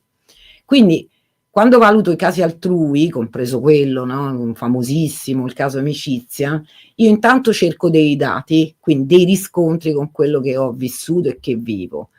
Quando non li trovo, devo per forza, no, far valere altre cose e provo, ecco, provo a utilizzare la logica, a utilizzare la logica. La logica è un modo, no, di ragionare che è proprio il funzionamento, non la mia logica, badate bene, il funzionamento della logica è una cosa che è universale, non è una cosa che riguarda solo l'essere umano. E purtroppo in tutti questi casi, secondo me, fanno talmente acqua da tutte le parti, no? Che non li posso prendere in considerazione. E anche qualora ci fosse stato qualche piccolo indizio di qualche cosa di reale, alcuni casi, come il caso Amicizia, dal mio punto di vista, sono stati talmente tanto infarciti di cose assurde, di stronzate, perdonami, no? Di tante cose che ormai hanno perso la valenza. Quindi io il caso Amicizia non lo prendo assolutamente in considerazione, no, ma neanche lontanamente lo prendo in considerazione. Io, poi voi fate quello che vi pare. Giuseppe ti chiede, essendo che ti sei dichiarata atea, chiede se l'entità femminile che veniva a prelevarla da piccola dicendole che era la sua mamma non abbia mai pensato che poteva essere la Vergine. Ah, perché tu hai letto il mio libro. No, io non ho mai allora, ovviamente provengo da una famiglia normale, sono nata a Roma, quindi l'influenza cattolica, no, è molto forte in casa mia, però non c'è mai stato questo, c'è stata sempre libertà, potevamo fare quello che ci pareva. Aperta parentesi, io ho fatto cresima e comunione in età adulta come scelta, in un certo momento della mia vita, a 20 anni, quando ero bambino abbiamo fatto io e i miei fratelli il catechismo e tutte le cose e poi il prete ha chiamato mia mamma dicendole che non ci avrebbe fatto fare la comunione perché loro ci raccontavano delle cose, no? Leggendole, traendole dalla Bibbia, solo che noi eravamo abituati in casa a leggere, la Bibbia ce l'avevamo, la leggevamo e poi facevamo delle domande che evidentemente erano parevano, no, abbastanza scomode, diciamo così, soprattutto se fatte da bambini, quindi non ci hanno fatto fare la comunione. Io non ho mai, cioè, non ho mai pensato che potesse essere la Madonna. Io ho avuto un momento in cui mi faceva comodo pensare che questi esseri potessero essere, alcuni di questi esseri potessero essere gli angeli o no, le Madonne, no, descritte in alcuni libri religiosi che noi conosciamo, perché sicuramente in quel momento della mia vita era più facile, tra virgolette, immaginare o anche semplicemente chiacchierare, no, con qualcuno e dirgli: io sento la voce di Dio o dell'angelo, parlo con la Madonna, piuttosto che dirgli, no, io parlo con un alieno, no? Che quello fa parte della nostra cultura. Però insomma è durato veramente molto poco, ma tanto poco. Da bambina no, non credevo assolutamente questo, ma neanche da adulta. Era un modo per me stessa per vivere un po' meglio quello che mi accadeva. Non avevo ancora determinati strumenti, ero molto giovane. Poi tutto lo devi contestualizzare, capito? C'è stato un periodo della mia vita abbastanza pesante, io sono cresciuta in parte con mio nonno, mi è morto che avevo 18 anni, quindi avevo una situazione come di bisogno di certezze, quindi mi faceva meglio pensare che quando questi venivano dialogavo con gli angeli e con la Madonna, però è stato veramente un lasso di tempo breve, anche perché poi benché loro avessero questo tipo di comportamento interessante, no? Che vi racconto, cioè quando io ho cominciato, io non loro, quando io ho cominciato ad avere questo sentimento religioso, per cui ho deciso, no, di andare a fare di nuovo il catechismo, di prendermi la comunione, la cresima, eccetera, eccetera, questi a un certo punto hanno cominciato a vestire, venendo vestiti, che ne so, con le donne con certe vesti che sicuramente ricordavano i nostri dipinti, no? Quelli che si vedono, che per noi nel nostro immaginario iconico quello è la Madonna veste così, e anche quelli di sesso maschile, no? Venivano vestiti di azzurro, no? Per cui ti sembrava, però poi quello che ti facevano era esattamente quello che ti facevano prima. Okay. Anche se io appena li vedevo mi mettevo lì a pregare, no? Ecco, e lei mi diceva, che ne so, brava, preghiamo insieme, no? Però poi ti portavano nella loro astronave, quindi che Madonna è, che angelo è durato molto poco, e anche il modo di vestire loro è cambiato d'amblè appena sono cambiata io. Questo mi ha fatto capire che c'è stato un passaggio lì, no? Che questi esseri hanno la necessità proprio che le persone che hanno a che fare con loro, siccome siamo molto fragili, tutti gli esseri umani sono fragili, viviamo, abbiamo un cervello molto fragile. Pensate per esempio ai traumi che ti possono inficiare completamente la vita, che so, subisci uno scippo e quella cosa ti sconvolge a tal punto che non riesci più a uscire da casa, insomma, siamo molto fragili. E quindi loro lo sanno, quando tu vivi determinati momenti tendono a appoggiare, diciamo, quelle che sono le tue credenze. Quindi in quel periodo non è che venivano vestiti da Madonna o da angeli per prendermi in giro, e né erano loro a spingermi verso quella direzione. Diciamo che loro si appoggiano anche in alcune circostanze a quelle che sono le tue credenze, così tu stai più tranquillo. Da questo ho dedotto che molto probabilmente uno degli aspetti che a loro interessa abbastanza è quella di fare in modo che la persona che ha a che fare con loro rimanga equilibrato il più possibile, e che questa esperienza non vada a creare dei disequilibri mentali nella persona che la vive. Angela, qual è stata l'esperienza più importante di tutte, quella che ti ha segnato in qualche modo la vita? Ma io non so, cioè, penso tantissimo, non saprei, ma tu ritieni, cioè mi stai chiedendo rispetto a questi esseri o nella mia No, vita in generale, in in generale? generale. Non Può saprei anche non dirti. essere legata alla... Guarda, non mi viene in mente una specifica, sono tutte le esperienze che ho fatto e che continuo a fare conducono a me. No? Io sono il sunto di tutto questo mio vivere, e poi mi rendo conto che ci sono state delle tappe in cui io sono stata abbastanza fortunata rispetto a tanti, no?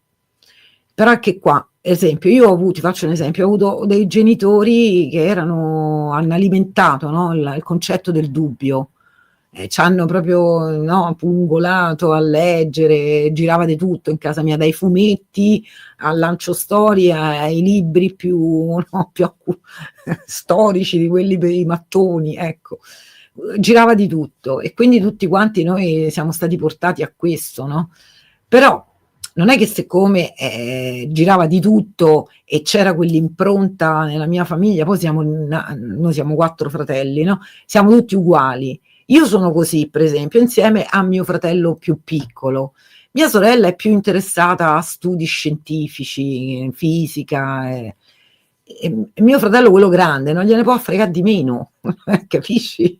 Quindi ogni esperienza sei tu che la osservi, questo è importante, credo che, ecco, è importante secondo me che si capisca, non è l'esperienza che io vedo molta gente, no, che va alla ricerca di queste esperienze che ti cambia la vita, ma se non cambi tu, se non cambiano i tuoi occhi, se non vai, se tu senti il bisogno di avere qualcos'altro nella vita, allora significa che gli occhi che osservano, i sensi che osservano la vita fino a quel momento vanno un attimo ritarati, perché non è l'esperienza che ti fa, ma sei tu che ti fai, non è l'esperienza, sono i tuoi occhi che osservano, i tuoi occhi che vivono. Detto così sembra un'altra cosa, Angela, tu che ti fai.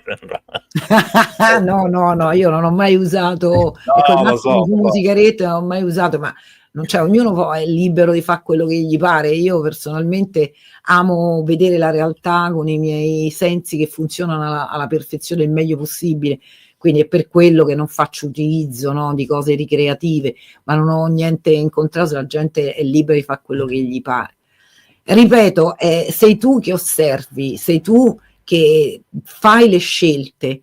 Quindi, per esempio, quello che posso dirti, le grandi intuizioni, molte delle grandi intuizioni che io ho avuto nella mia vita, le ho avute mentre facevo, che ne so, o i mestieri di casa o andavo sull'autobus, capito? O un punto dove veramente, cioè un'esperienza che veramente consiglio a tutti e che mi continua profondamente a farmi capire certe cose fondamentali, dal mio punto di vista ovviamente fondamentali, è quando mi soffermo ad osservare la natura e intendo, no, vado per boschi, proprio guardo come agisce, ecco, lì c'è tutto, ci sono tutte le risposte, ancora non le conosciamo perché molto spesso non sappiamo neanche quale domande porre, no?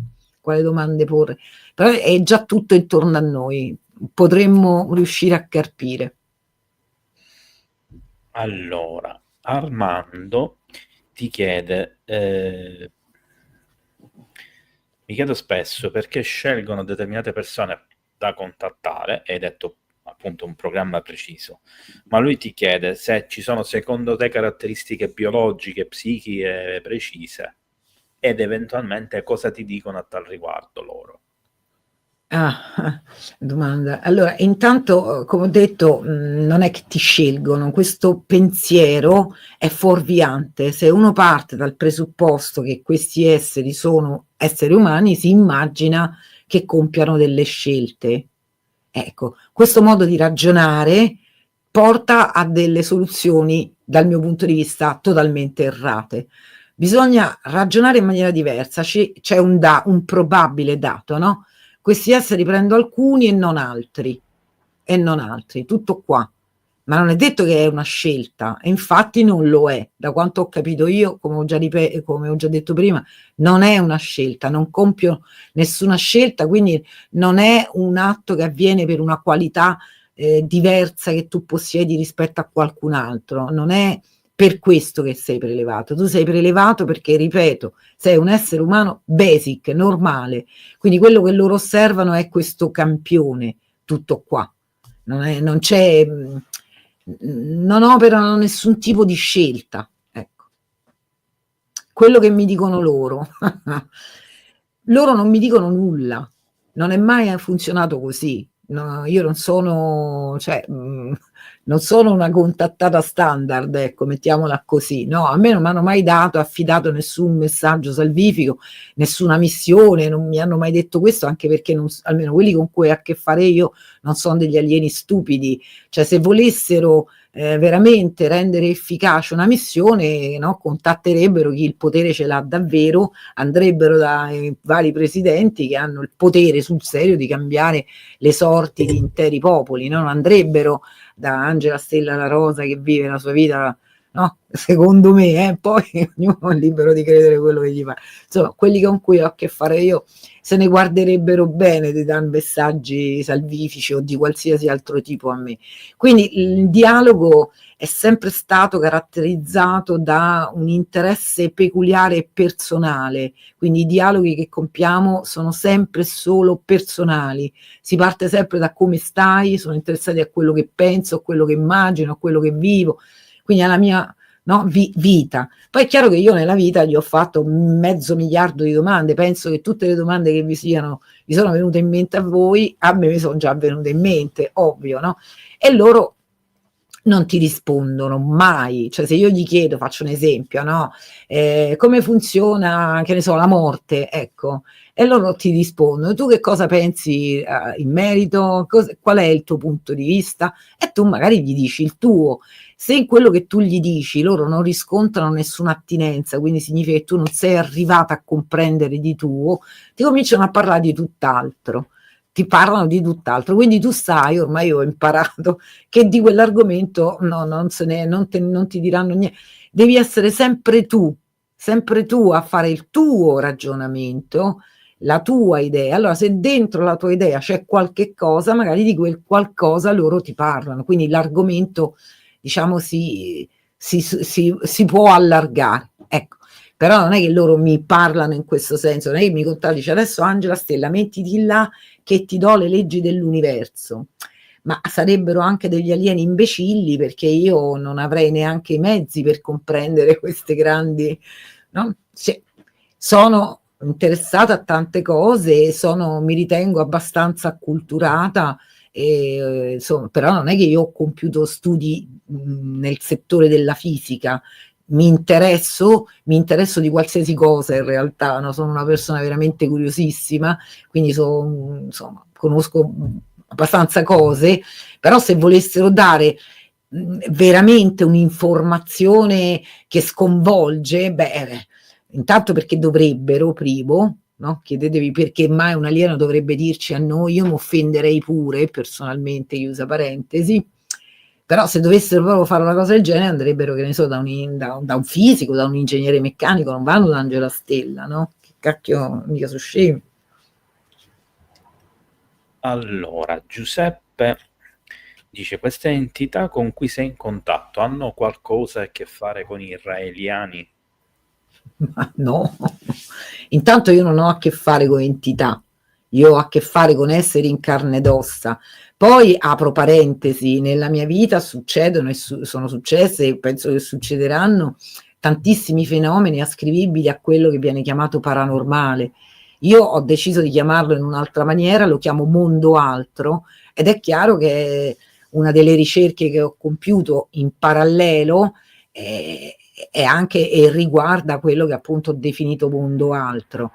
E nel tempo, a parte che questa è un'esperienza che io avevo fin da bambina e quindi per me non è mai stato difficile separare le due cose, gli alieni sono una cosa, mondo altro è tutt'altro.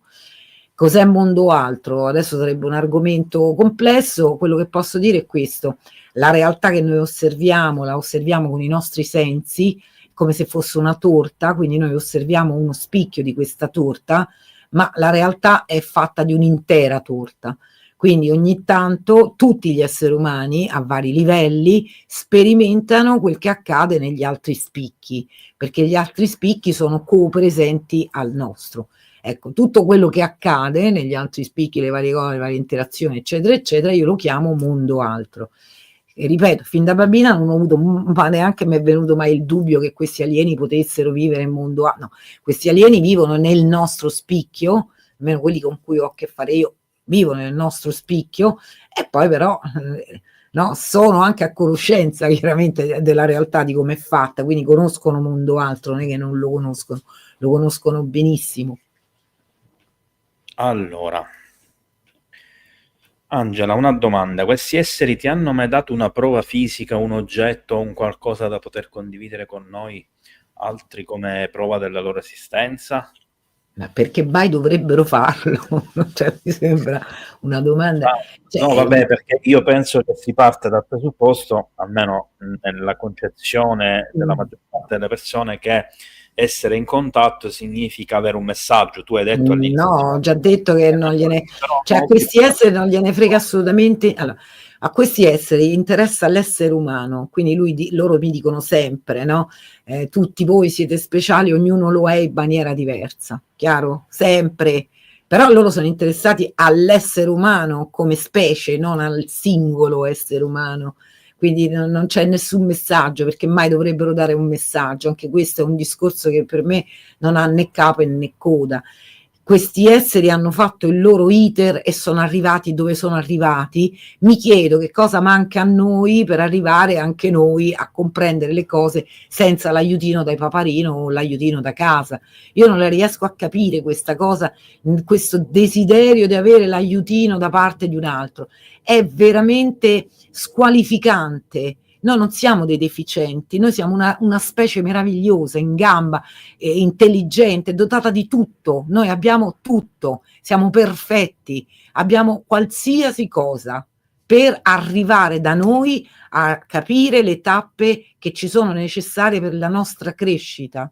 Non abbiamo bisogno dell'alieno che ci dice come ci dobbiamo comportare. Se fosse così, noi saremmo sudditi degli alieni, e meno male che questi esseri non lo fanno. Poi, con tutto il rispetto di quello che dicono gli altri, io me ne sbatto di quello che dicono gli altri e vi racconto quello che so io. Bene, nessun alieno darebbe mai qualche cosa a un'altra specie, perché significherebbe squalificare quella specie. Significa che tu stai pensando che quella specie ha bisogno dell'aiutino, e siccome noi viviamo in un universo dove ce la fa chi ce la fa, la vita vuole solo continuare a vivere. Se una specie per continuare a vivere ha bisogno dell'aiutino, significa che quella specie non è in grado, e allora è inutile. Sapete quanti miliardi e miliardi e miliardi e miliardi e miliardi, infiniti miliardi di pianeti esistono? Secondo voi è così importante l'essere umano? Ogni giorno su questo pianeta vanno estinguendosi decine e decine di animali, di piante. Quindi noi ce la faremo se ce la faremo, e abbiamo tutto in mano per potercela fare. Dipenderà dalle nostre scelte, non da quelle che decreta l'alieno. E non, se un alieno ci dovesse dare una mano, intanto mi chiederei che cacchio di alieno è e che cosa vuole in cambio, primo, no? Secondo, poi non sarebbe un alieno, sarebbe un cretino. E gli alieni non sono cretini.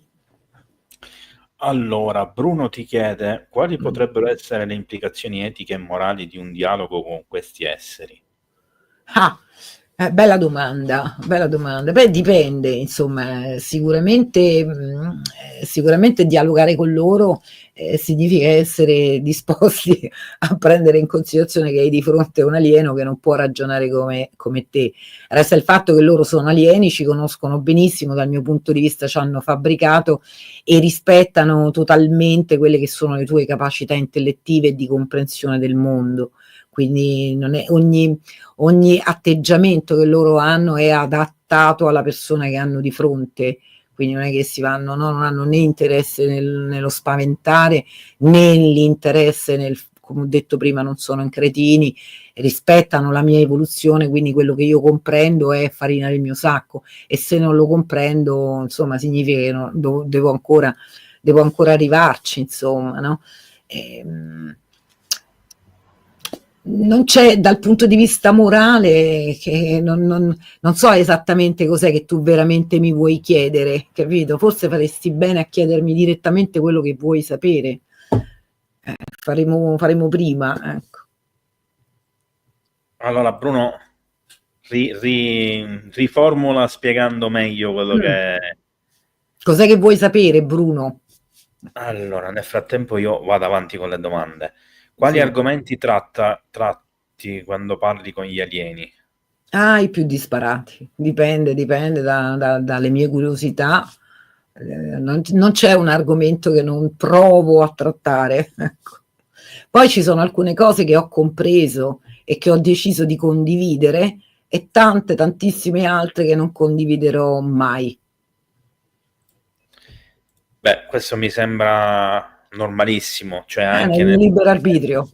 no, ma anche nelle confidenze tra noi persone, diciamo, si funziona in questa stessa identica Sì, ma maniera. anche tante altre cose che comprendo, non ho intenzione di divulgarle perché ognuno deve fare il proprio percorso. Io non sono una guru, non mi interessa neanche. Posso condividere alcune cose, ma molte altre le posso condividere solo ed esclusivamente con chi ha già compreso di suo, perché altrimenti no, vai a fare una forzatura nella mente dell'altro e non sono io sono interessata al dialogo, e il dialogo deve avvenire tra pari. Non può avvenire tra persone che alcune cose non l'hanno ancora comprese o hanno un modo di comprendere diverso totalmente dal tuo. Bisogna rispettare ognuno il proprio cammino evolutivo, no? Quindi ci sono degli argomenti che sicuramente io ho trattato, non lo nego, ho trattato con loro, alcune cose che mi è parso di capire, va sempre usato il condizionale, mi è parso di capire, alcune che probabilmente ho compreso e non è il momento di condividere queste comprensioni. Ripeto, io non sono qua a lasciare messaggi o a fare il guru, insomma, secondo me non c'è bisogno di chiacchierare con l'alieno per comprendere tante delle domande che ci poniamo tutti i giorni, basterebbe osservare il mondo. Ad esempio, molta gente mi dice: ma tu sei atea, no? E come la mettiamo con la morte? No? Tu dici di essere già stata addotta in diverse vite, come la mettiamo questa cosa? Beh, purtroppo Lavoisier ce l'ha già detto, no? Nulla si crea, nulla si distrugge e tutto si trasforma. Quindi sicuramente la morte ha a che fare con una trasformazione e da lì si potrebbe partire per fare determinati ragionamenti, no? Pensando che viaggiano piegando lo spazio-tempo, si può pensare che siano in grado di gestire anche quello oltre la materia?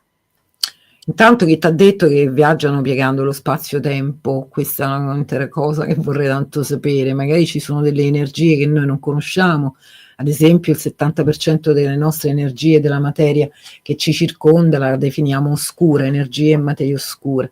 Il piegamento dello spazio-tempo è una cosa che immaginano alcuni, no? Che hanno immaginato alcuni. Io sono dell'idea che ci mancano ancora degli elementi e probabilmente quella che è stata finora, no? Il problema principale è che l'essere umano sono più di 100 anni che non immagina più qualcosa di diverso da quel che è stato fatto e quindi sta rigirando e rimestando in quelle che sono state conoscenze estrapolate a più il secolo scorso ormai, quindi siamo ancora con la teoria della relatività e credo che, spero, ecco, mi auguro che entro breve l'essere umano possa andare un po' oltre quello, no?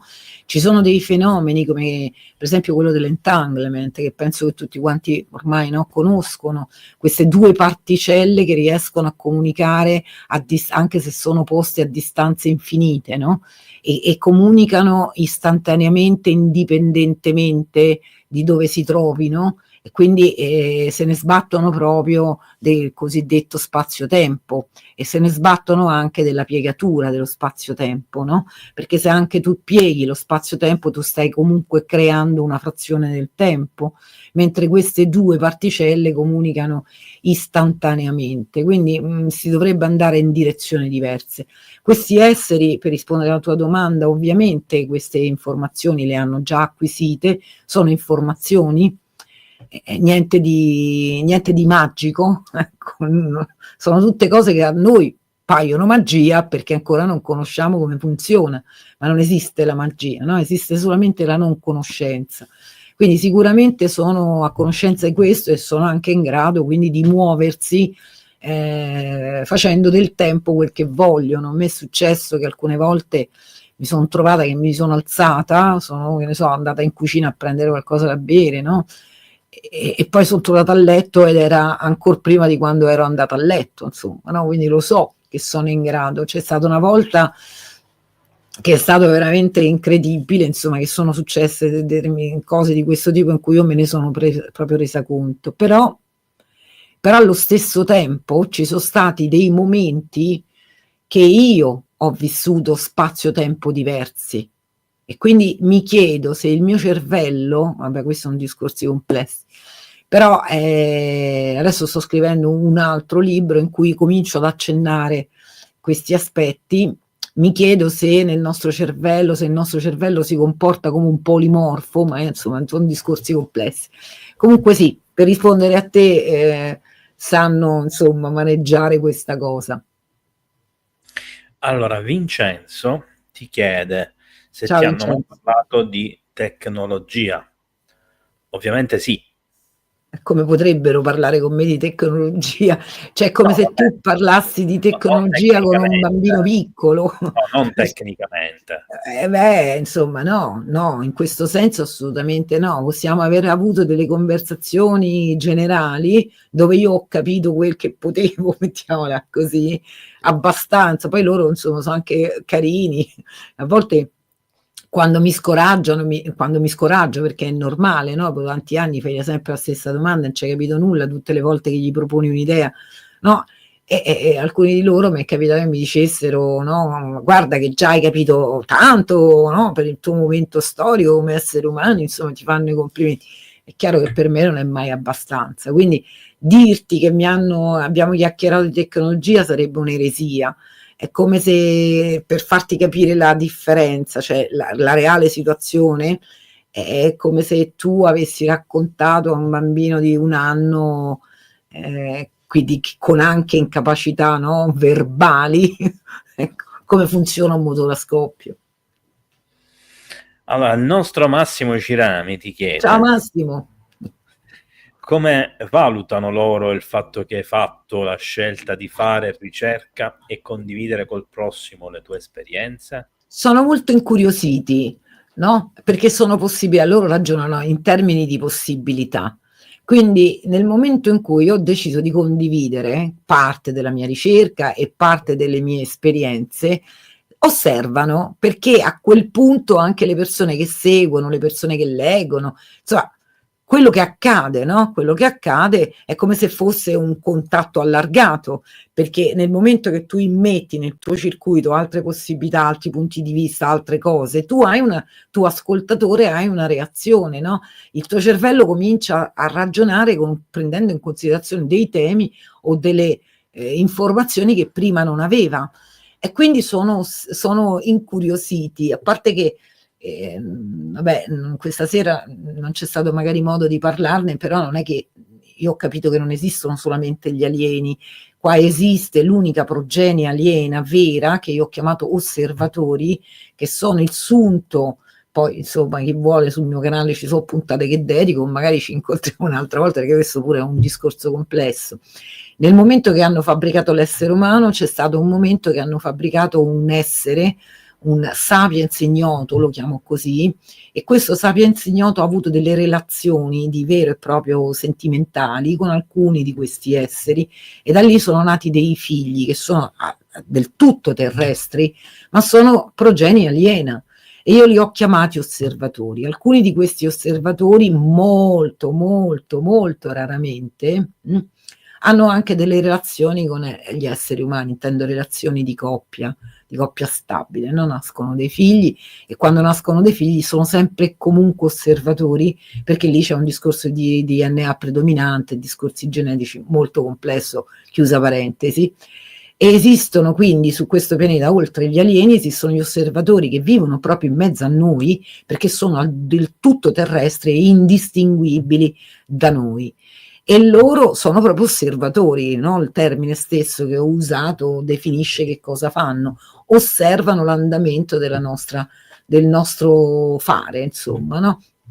Ho notato che di qua e là, quando l'essere umano riesce a capire determinate cose, loro a volte offrono delle tessere neutre, cioè quando l'essere umano ormai è arrivato a quel punto, diciamo, no, ci sono stati dei momenti nella storia in cui hanno non hanno dato una spinta, perché non è un termine esatto, hanno messo lì una carta, no? Un'altra possibilità, e poi l'essere umano decide come al solito cosa farne, di solito cose poco piacevoli per ora.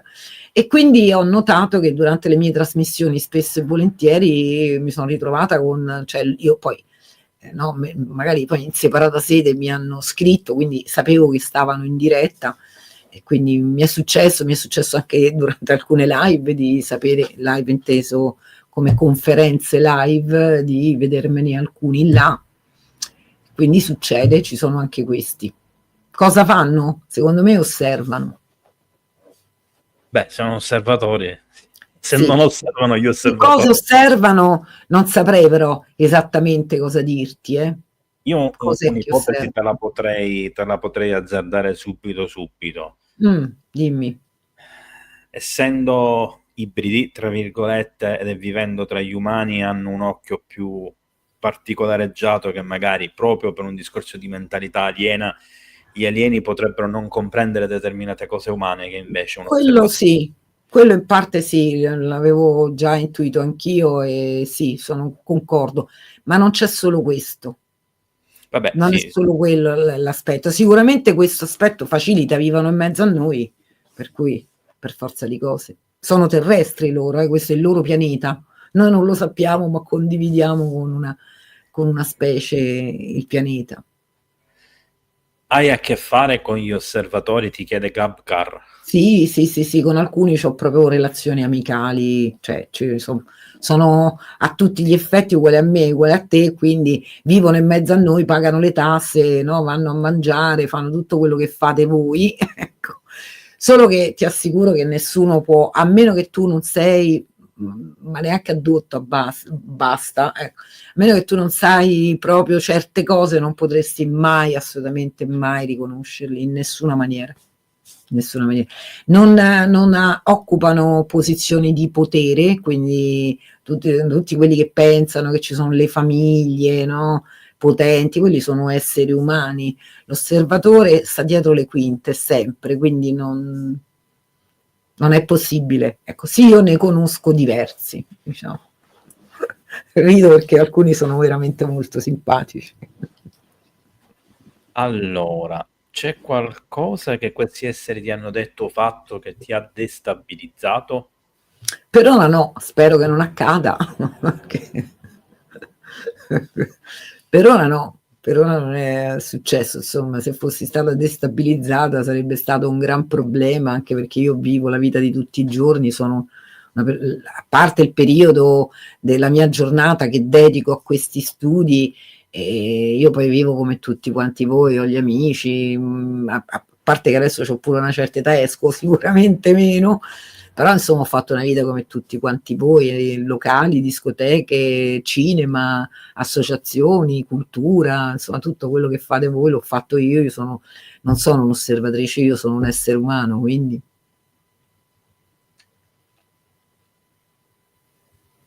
Questa è una domanda plurima.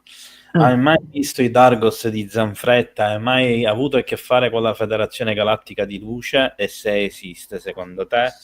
Allora, aspetta, andiamo a pezzi, se no non me la ricordo. No, vabbè, la ripeto, non ti preoccupare, era solo per finirla. E i nostri governi o chi avrebbe dei contatti? Allora, aspetta, i Dargos, iniziamo, no? Zanfretta. Io l'esperienza di Zanfretta non la prendo in considerazione, non è una di quelle esperienze che ritengo interessante per i miei studi, non la prendo assolutamente in considerazione. Gli esseri che descrive io non li ho mai visti e ritengo, non ci vedo attinenza neanche con quelli che conosco. E tra le altre cose, vabbè, la descrizione che ne dà mi ha ricordato, io come ho detto vengo da una famiglia che legge, mi ricordano tantissimo quelli apparsi in una copertina antecedente alla sua testimonianza, che è apparsa su Zagor, copertina di Zagor, il mostro della Laguna Nera, e quindi no, già là, però potrebbe anche essere benissimo che lui ha visto qualche cosa e poi il suo cervello l'ha tradotta in quella maniera, per carità. Il problema è che io non prendo in considerazione le persone che raccontano delle cose che non mi danno la sensazione di affidabilità nel racconto, no? Nella logicità del racconto, e quindi è un'esperienza che non prendo in considerazione. Detto questo, i Dargos io personalmente non li ho mai visti e dubito che ne vedrò mai. Risposto alla prima. Per quanto riguarda l'esistenza della Federazione Galattica?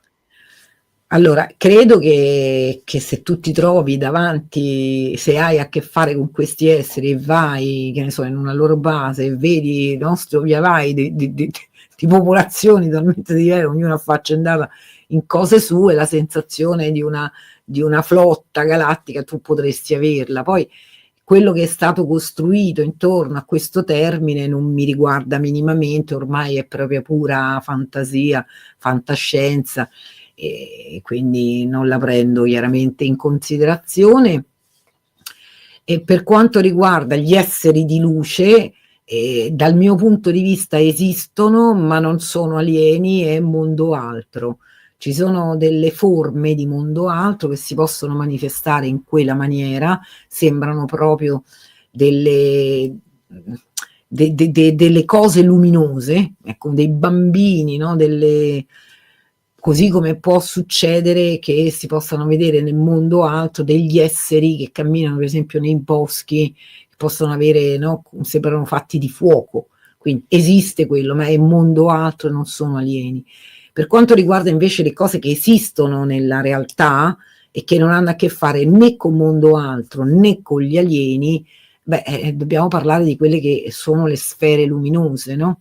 Le sfere di energia. Ecco, quello invece secondo me è un fenomeno legato a una forma di energia che ancora non conosciamo, presente sulla Terra. Quindi non sono né coscienze aliene, né alieni e né mondo altro. Le sfere di energia si possono vedere, molte persone le vedono nei boschi, c'è per esempio ad Esdalen in Norvegia, insomma lì ci sono molti scienziati che cercano di compiere degli studi su questo fenomeno, si sono accorti che ci sono sicuramente hanno a che fare con alcuni minerali presenti nel sottosuolo, però c'è anche da dire che quelli che fanno queste osservazioni, cioè sono scienziati, sono comunque esseri umani, quindi alcuni di loro affermano di aver avuto la sensazione di avere un contatto con queste sfere di energie.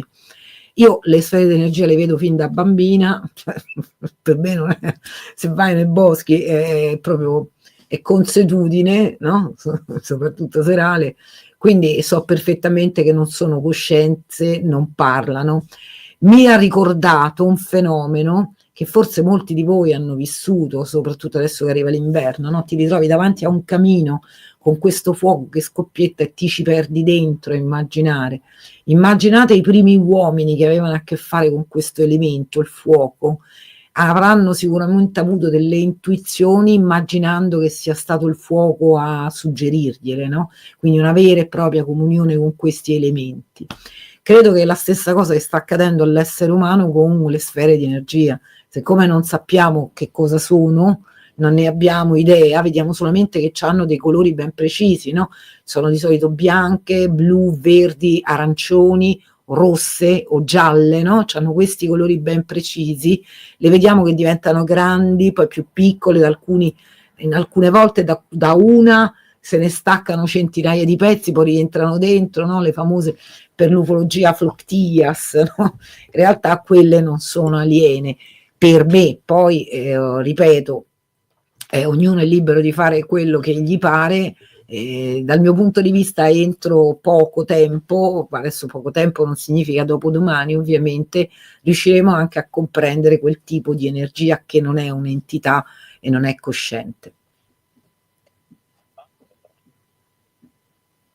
Ci sono... No, aspetta, c'era un'altra parte della domanda che diceva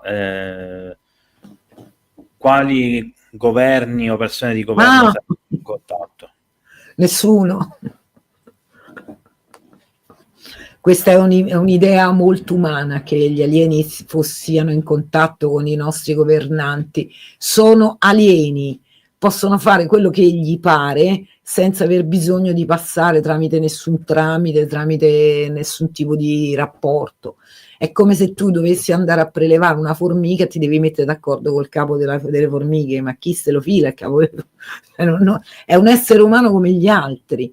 Quindi questi esseri non sono interessati ai nostri poteri, cioè, se avessero interesse nel potere sarebbero in grado di conquistarlo in un nanosecondo. Quindi questo è un costrutto umano e che ha a che fare proprio con quelle cose di cui dicevo all'inizio, costrutti mentali che portano a direzioni totalmente fuorvianti. Ci sono studi scientifici che tu conosci che hanno esaminato il fenomeno dell'abduction? Non esiste uno studio scientifico reale che studia questo fenomeno a tutt'oggi.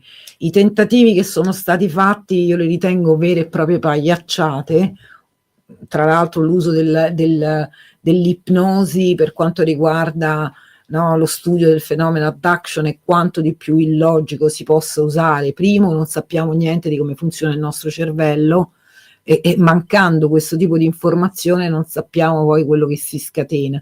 L'uso dell'ipnosi viene solitamente utilizzato da professionisti nel caso in cui ci sia un trauma, quindi è una tecnica insieme ad altre tecniche che ti porta a provare a ricordare il trauma e fare in modo poi di risolvere questo trauma. Avere a che fare con questi esseri, per qualsiasi persona che ha veramente a che fare con questi esseri, non può essere un trauma, perché non è così che funziona, non è un trauma, è un'esperienza che tu vivi, alla quale sei abituata, e qualora lo fosse, cioè qualora tu avessi paura, farebbero in modo che tu non ti ricordi nulla o ti ricordi molto poco. Quindi nel momento che ti ricordi poco, ricordare è chi ti fa l'ipnosi che ti fa pigliare un colpo e ti fa venire il trauma. Ma anche ammesso e non concesso che uno volesse, no, utilizzare quella tecnica, non è che te lo risolve il problema, perché l'alieno poi ti viene a prendere uguale, quindi non è che con l'ipnosi risolvi. Quindi non esistono studi scientifici. Ritengo l'applicazione degli studi di ipnosi sull'addotto quanto di più fuorviante possa sussistere in questo tipo di studi. È una cosa che proprio a me mi sta qua, proprio è una cosa che è proprio illogica, totalmente illogica. Lo studio andrebbe compiuto partendo da studi scientifici reali, cioè come funziona l'essere umano, come funzionano gli addotti, vedere se c'è qualche cosa o se non c'è, ecco. E non di certo con l'ipnosi, che molto spesso, tra l'altro, scusami, lo devo dire, io ogni tanto quando sento queste ipnosi, perdonate, mi sembra di star a vedere un film di quelli da ridere, tremendi, oltre al fatto che c'è transfert e controtransfert. Adesso ultimamente io vi consiglio di andare a vedere quella serie TV, non faccio la pubblicità, però è uscito su una piattaforma in cui proprio, no, sviscerano per bene il caso di Linda Cortile, che forse è uno dei più emblematici, e vi fanno capire molto bene che cosa significa applicare l'ipnosi su questo tipo di persone. Ritengo che in questi libri famosi non ce ne sia un solo di vero addotto, uno solo non ce n'è. Allora, l'obiettivo che ti sei proposta è stimolare la curiosità sull'argomento. Puoi fare il punto della situazione a questo punto della tua vita? Io non mi sono mai posta questo obiettivo qua, ma a me non me ne frega assolutamente niente se voi abbiate o meno curiosità dell'argomento. Non è una cosa che mi riguarda voi, la vostra vita. A me riguarda la mia vita. Quindi a me quello che interessa è cercare altre persone che sono interessate a comprendere il fenomeno, e siccome ovviamente adesso non abito più a Roma, però prima abitavo a Roma, e per quanto uno possa andare in giro, il bacino di persone che puoi conoscere è abbastanza limitato, no? Quindi a un certo punto ho utilizzato questo mezzo che YouTube ha messo a disposizione, cioè la possibilità di farti un canale, un microfono, una telecamera e parli. E questo è semplicemente un mezzo che mi permette di arrivare a più persone, perché quel popolo di coraggiosi e dubbiosi è anche difficile da trovare, bisogna che ci sia una persona, bisogna che la persona abbia veramente interesse a cercare di capire queste cose e che sia interessato a utilizzare un determinato tipo di metodo che prevede appunto la sospensione del giudizio, la logica, eccetera, eccetera, eccetera, no? Quindi non è semplice. Quindi l'idea di raccontare la mia esperienza e ovviamente pubblicamente è stato uno scotto che ho dovuto per forza, con cui ho dovuto per forza scendere a patti, perché mi permette di arrivare a più gente. Però a me poi di quello che ne fate voi, di quello che io racconto, sinceramente non me ne frega nulla, perché non mi riguarda. Cioè io vi racconto la mia esperienza, come ho detto prima, se questa cosa vi è utile, bene, se non vi è utile, bene uguale. Cioè, non è che mi interessa la vostra evoluzione, ognuno fa la sua. Tra le altre cose, ci tengo a precisarla questa cosa, noi dobbiamo evolvere come esseri umani, non è che se come evolve uno, si attacca come un virus, cioè è l'essere umano che deve evolvere, no uno, quindi se anche evolvesse uno, 10, no? Non ci si fa nulla, non è una cosa che puoi attaccare, che puoi instillare nella mente altrui. Allora, gli osservatori hanno a che fare con gli uomini ombra? No, gli uomini ombra hanno a che fare con un mondo altro, quindi gli osservatori, così come gli alieni, sono a conoscenza di mondo altro, ma finisce qua. Allora, in caso di guerra atomica interverranno?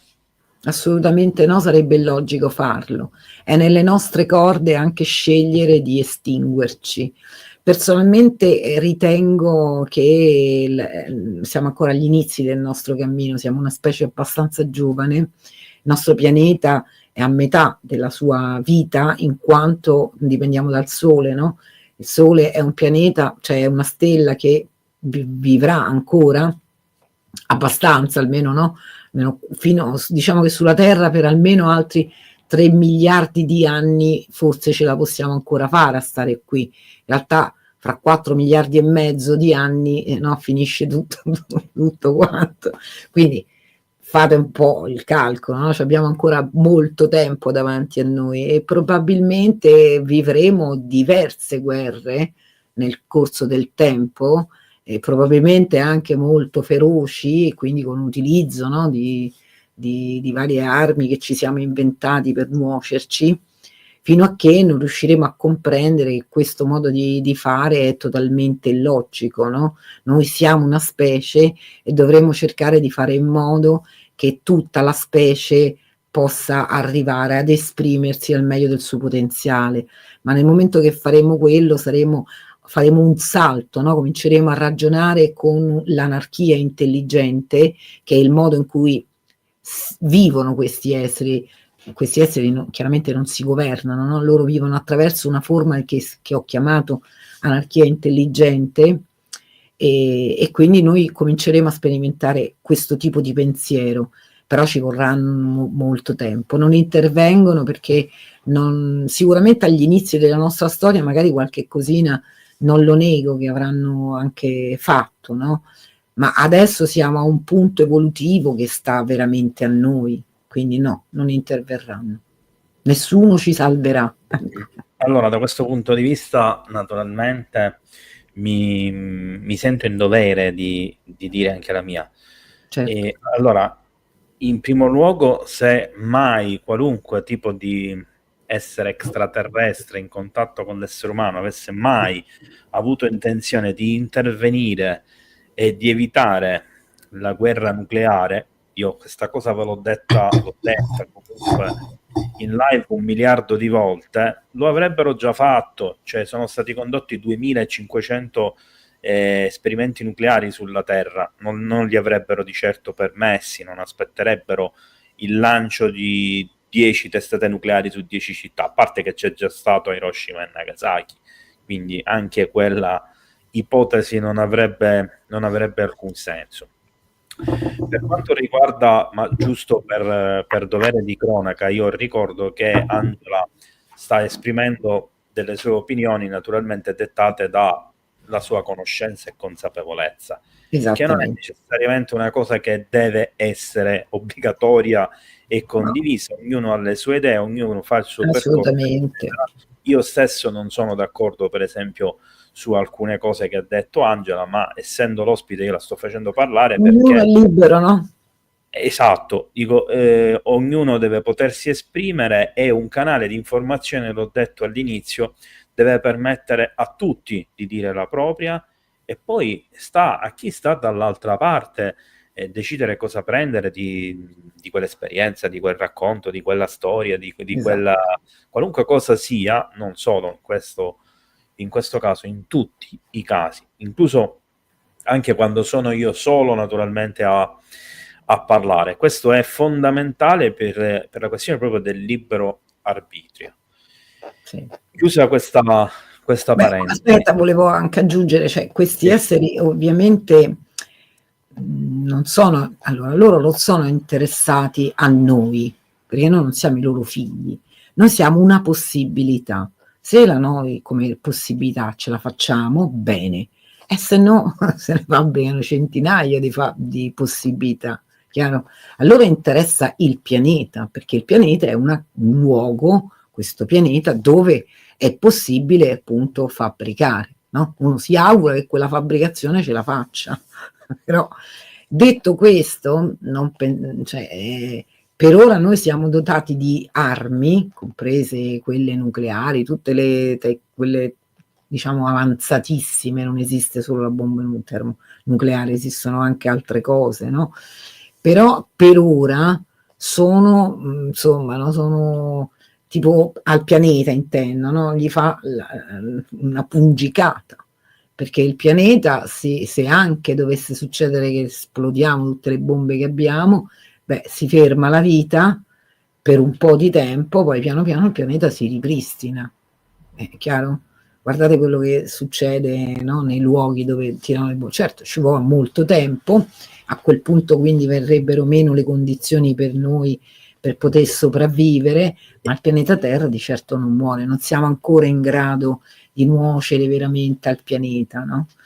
Pensate quanto siamo ancora stupidi. Noi è come se vivessimo tutti quanti in un appartamento, no? Immaginate tutti gli esseri umani vivono in un appartamento e uno sta a lavare i piatti, quell'altro si sta accoltellando, quell'altro si mena, quell'altro urla, quell'altro si bacia, tutte le condizioni nello stesso appartamento e ognuno se ne frega dell'altro. Quindi nel contempo che quello si bacia o fa l'amore c'è quell'altro che sta morendo sbudellato, no? Tutto insieme. Questo vi fa capire quanto ancora non abbiamo neanche la percezione di noi come specie. E in più, quando ci arrabbiamo, no? Quello che facciamo è distruggere l'appartamento o provare a distruggere, che ne so, no? La terra dove viviamo che non ci permette più di sussistere.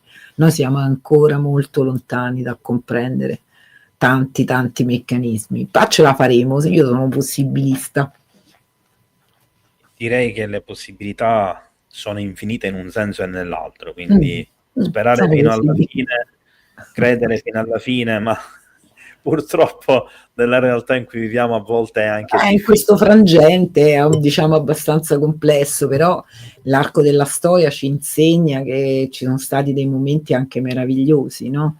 Cioè l'essere umano non è in grado solo di creare atrocità e stupidaggini, cose illogiche, l'essere umano è anche in grado di creare tanta bellezza, non ce ne dimentichiamo, no? Sa fare questo. Poi ultimamente diciamo che ci stiamo un po' comportando tutti quanti a livello proprio umanitario, no? Un po' come delle rane bollite e la massa fa ben poco, no? Di scelte vere e profonde che potrebbero apportare un gran cambiamento, ne fa molte poche, quello che riusciamo ancora a fare è urlare, no? Siamo ancora preda di molte pulsioni, quindi quando ci stiamo male per qualcosa andiamo in piazza, urliamo, sfasciamo, ma anche nella nostra vita personale, questo è l'atteggiamento classico, però piano piano matureremo, saremo no? Spero ci sta nelle nostre corde. È chiaro che per fare questo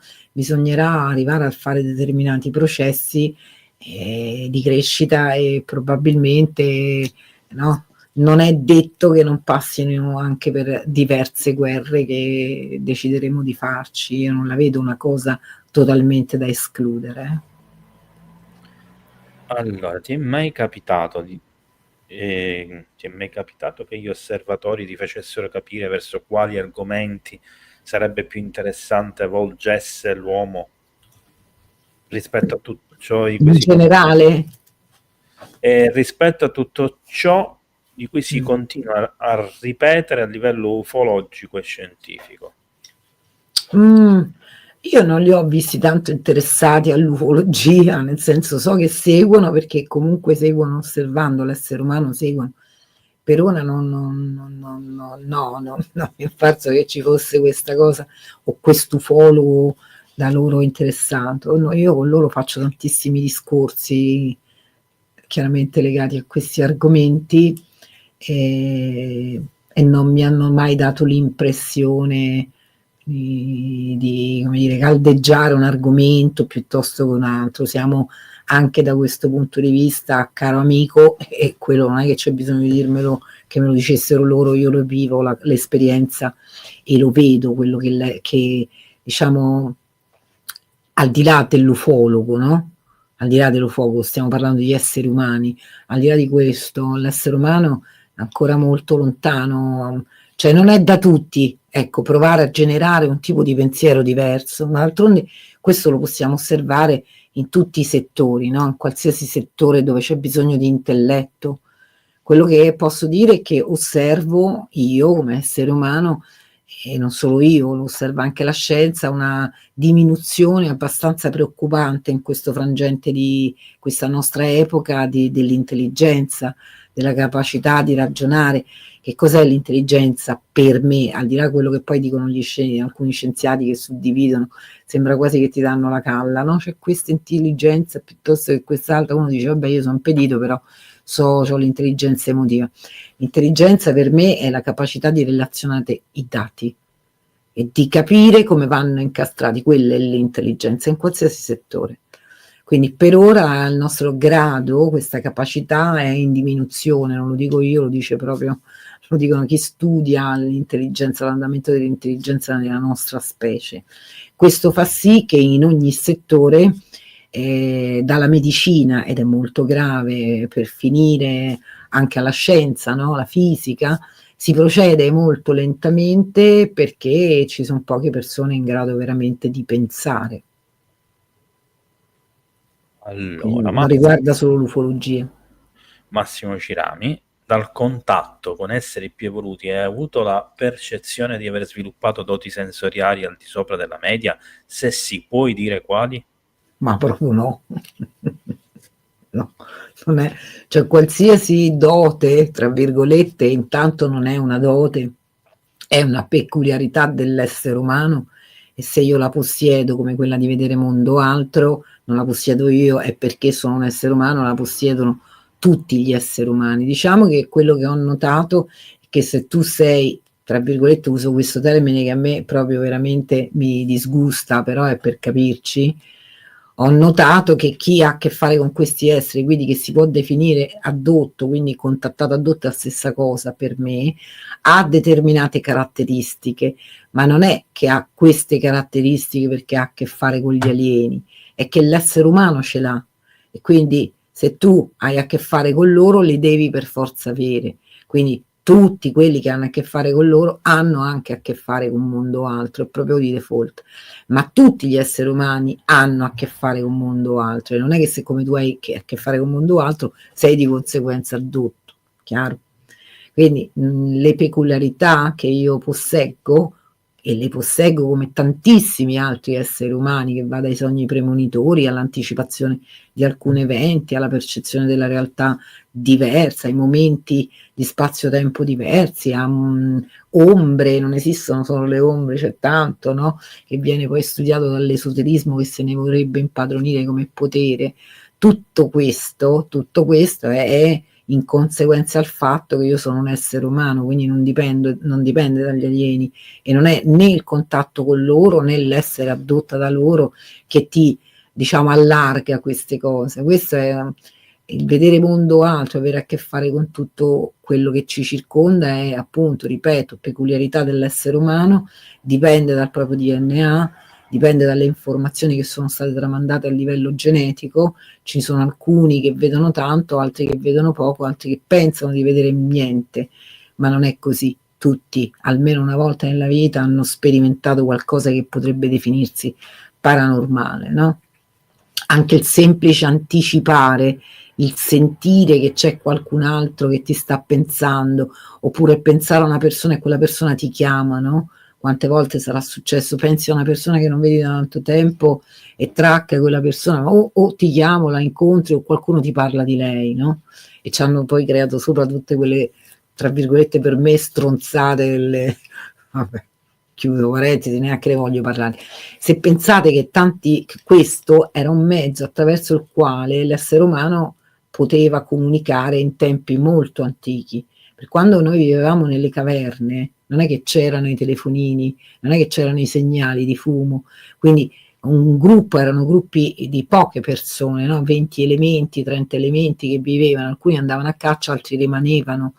Quindi tu avevi per forza bisogno di averle molto sviluppate queste capacità di sentire l'altro a distanza, perché se poi questi qua morivano perché la caccia andava male, no? Tu che eri nella caverna, non è che potevi morire pure tu nell'attenderli.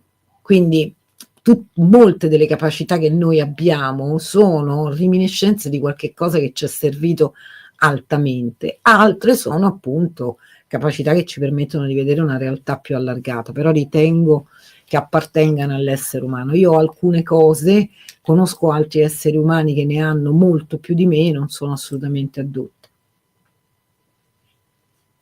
Allora, cosa penseresti se ti dicessi che sono un controller di Salotto Totale, quindi un osservatore? Beh, se tu lo fossi veramente non ti salterebbe mai in mente di dirlo pubblicamente in questa maniera, quindi non lo puoi essere. Vabbè, io penso che intendesse se te lo dicesse a te direttamente. Ma io di solito quando una persona lo è, quando un essere lo è, lo so. Allora, se parli di umanoidi, perché dici che gli alieni sono qualcosa che non possiamo immaginare? Perché al di là che hanno un aspetto umanoide, è comunque l'ignoto, rappresentano qualche cosa che con te non ha nulla a che fare. Tu con un alieno non condividi nulla, non condividi la storia, non condividi il linguaggio, non condividi il modo di pensare, non condividi il pianeta, non condividi niente e nulla. Condividi il fatto che vivi nello stesso universo, ma noi non siamo ancora neanche coscienti di vivere sulla Terra, figuriamo un po' se possiamo avere una coscienza appunto cosmica, come molti affermano, no? Quindi tu davanti a un alieno, benché magari anche un alieno che ha un aspetto simile a te, i biondi, quelli che ho chiamato biondi sono no, decisamente belli, simmetrici, molto molto simili agli esseri umani. Resta il fatto che tu quando te ne trovassi uno davanti avresti a che fare con l'ignoto. Che cosa succede al cervello? Perché un conto è quello che tu ti immagini ti possa succedere davanti a un alieno, e un altro, quindi le tue proiezioni, no? Le tue fantasie, è un conto quello che scientificamente ti potrebbe accadere davanti a un alieno. L'alieno è l'ignoto, quindi il cervello per codificare l'ignoto deve trovare, come ho detto prima, è proprio così che funzioniamo. L'essere umano deve trovare informazioni. Qualora non ne trova, si spegne, va in tilt, tu avresti uno shock. È proprio qualsiasi essere umano, non dice ma io so forte, no, qualsiasi essere umano. Quindi è per quello che io un po' sorrido quando ci sono delle persone che mi dicono, che ne so, io l'alieno l'ho picchiato, oddio, io non ho avuto per niente paura. So che non ha visto o non ha picchiato nessuno, non ha incontrato nessuno, perché non è così che funziona. Cioè proprio noi esseri umani non funzioniamo così, chiaro? Quindi davanti a un alieno, se qualsiasi essere umano, se non preparato da loro, no? cosa che non accade perché appunto, come ripeto, non fanno contatti, almeno quelli che conosco io non ne fanno, non hanno motivo per farne, poi altri non lo so, io mi occupo solo di quello che conosco. Se un essere umano qualsiasi si trovasse davanti a un alieno morirebbe stecchito, proprio, ma non per colpa dell'alieno, proprio per come funzionava. Come minimo ti prende un coccolone, come minimo rimarresti appunto paralizzato perché il cervello non ha dati. E il problema è che la gente difficilmente riesce a immaginarsi questo, fa fatica ad immaginarlo perché non c'è la cultura, e in ufologia men che meno, perché non c'è l'interesse a fare questo. Perché se tu cominci a dire come stanno le cose, poi non c'è più chi ti segue, perché se tu dici nessuno avrà mai un contatto se non è deciso a livello di DNA, e poi l'altro che dice per lei io che cacchio ti seguo a fare, non li incontrerò mai, mentre con la speranza questo carrozzone che è l'ufologia continua ad andare avanti, una speranza di qualsiasi genere, chiaro, dal mio punto di vista. Quindi nessuno viene a fare il discorso di che cos'è ignoto e che cos'è alieno, perché è controproducente. Nessuno ti viene a dire come funziona il cervello davanti all'ignoto, perché è controproducente. Quindi davanti a un alieno, qualsiasi persona umana, qualsiasi essere umano, come minimo si schiatta di paura, perché è quella la reazione naturale, fisiologica proprio. Giuseppe ti chiede se un giorno ti dessero l'incarico di essere il loro portavoce per un messaggio all'umanità, accetteresti? Io mi stai facendo una domanda che è totalmente illogica.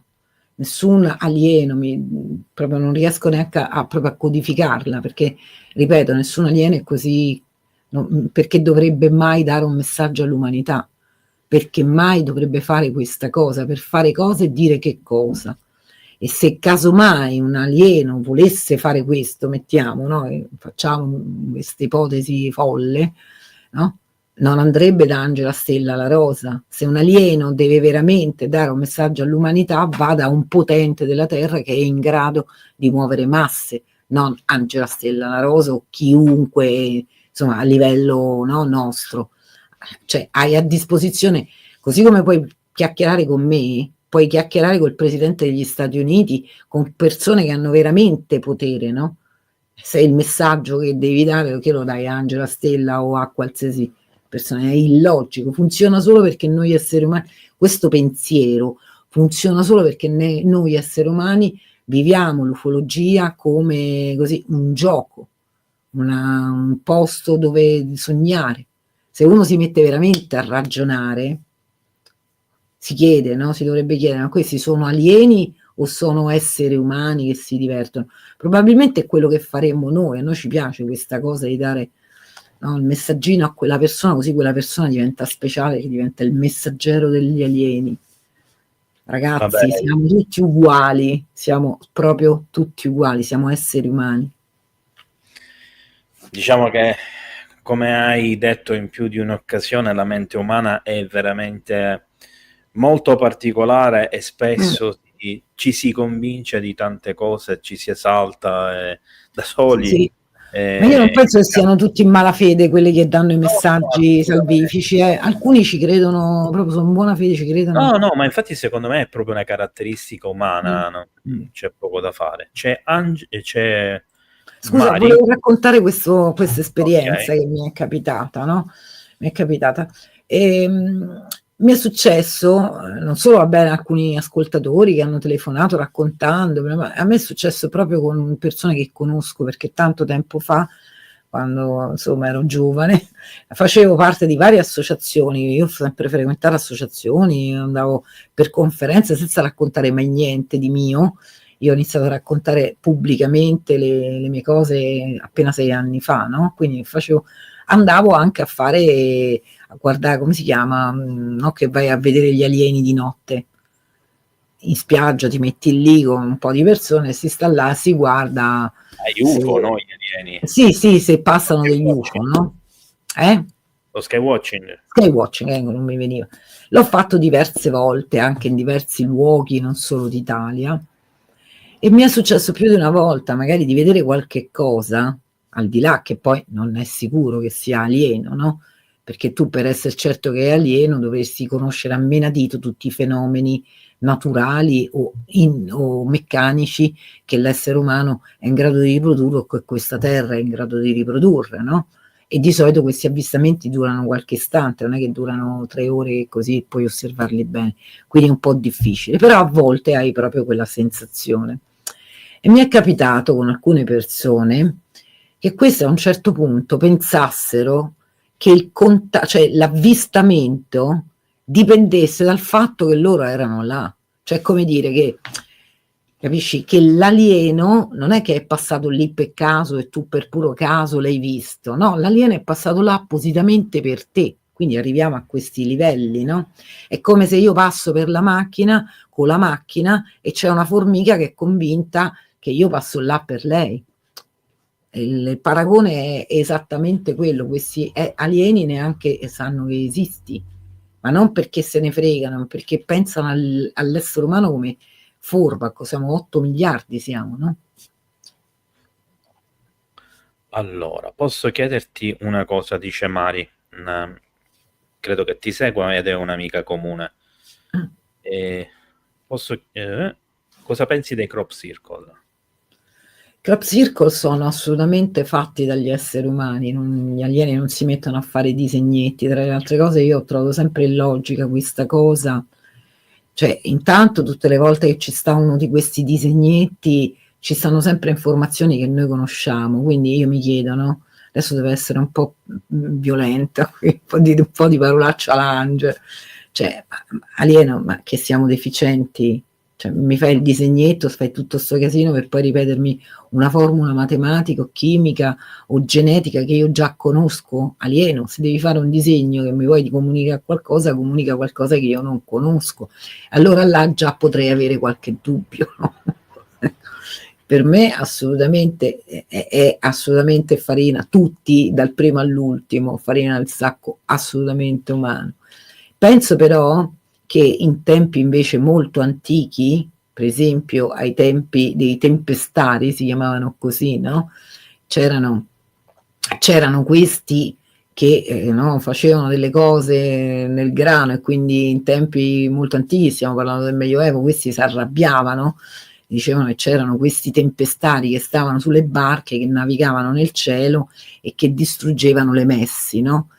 Molto probabilmente qualche cosa magari nel passato invece lo facevano, perché ho sempre avuto l'impressione che poi questi esseri certe tessere le rilasciano, capito? Che stanno lì a disposizione, quindi non è che tutti gli avvistamenti sono no, non sono reali, e così come non è detto che alcuni di questi disegni nel grano non siano reali. Il problema è che non sono reali quelli di questi tempi.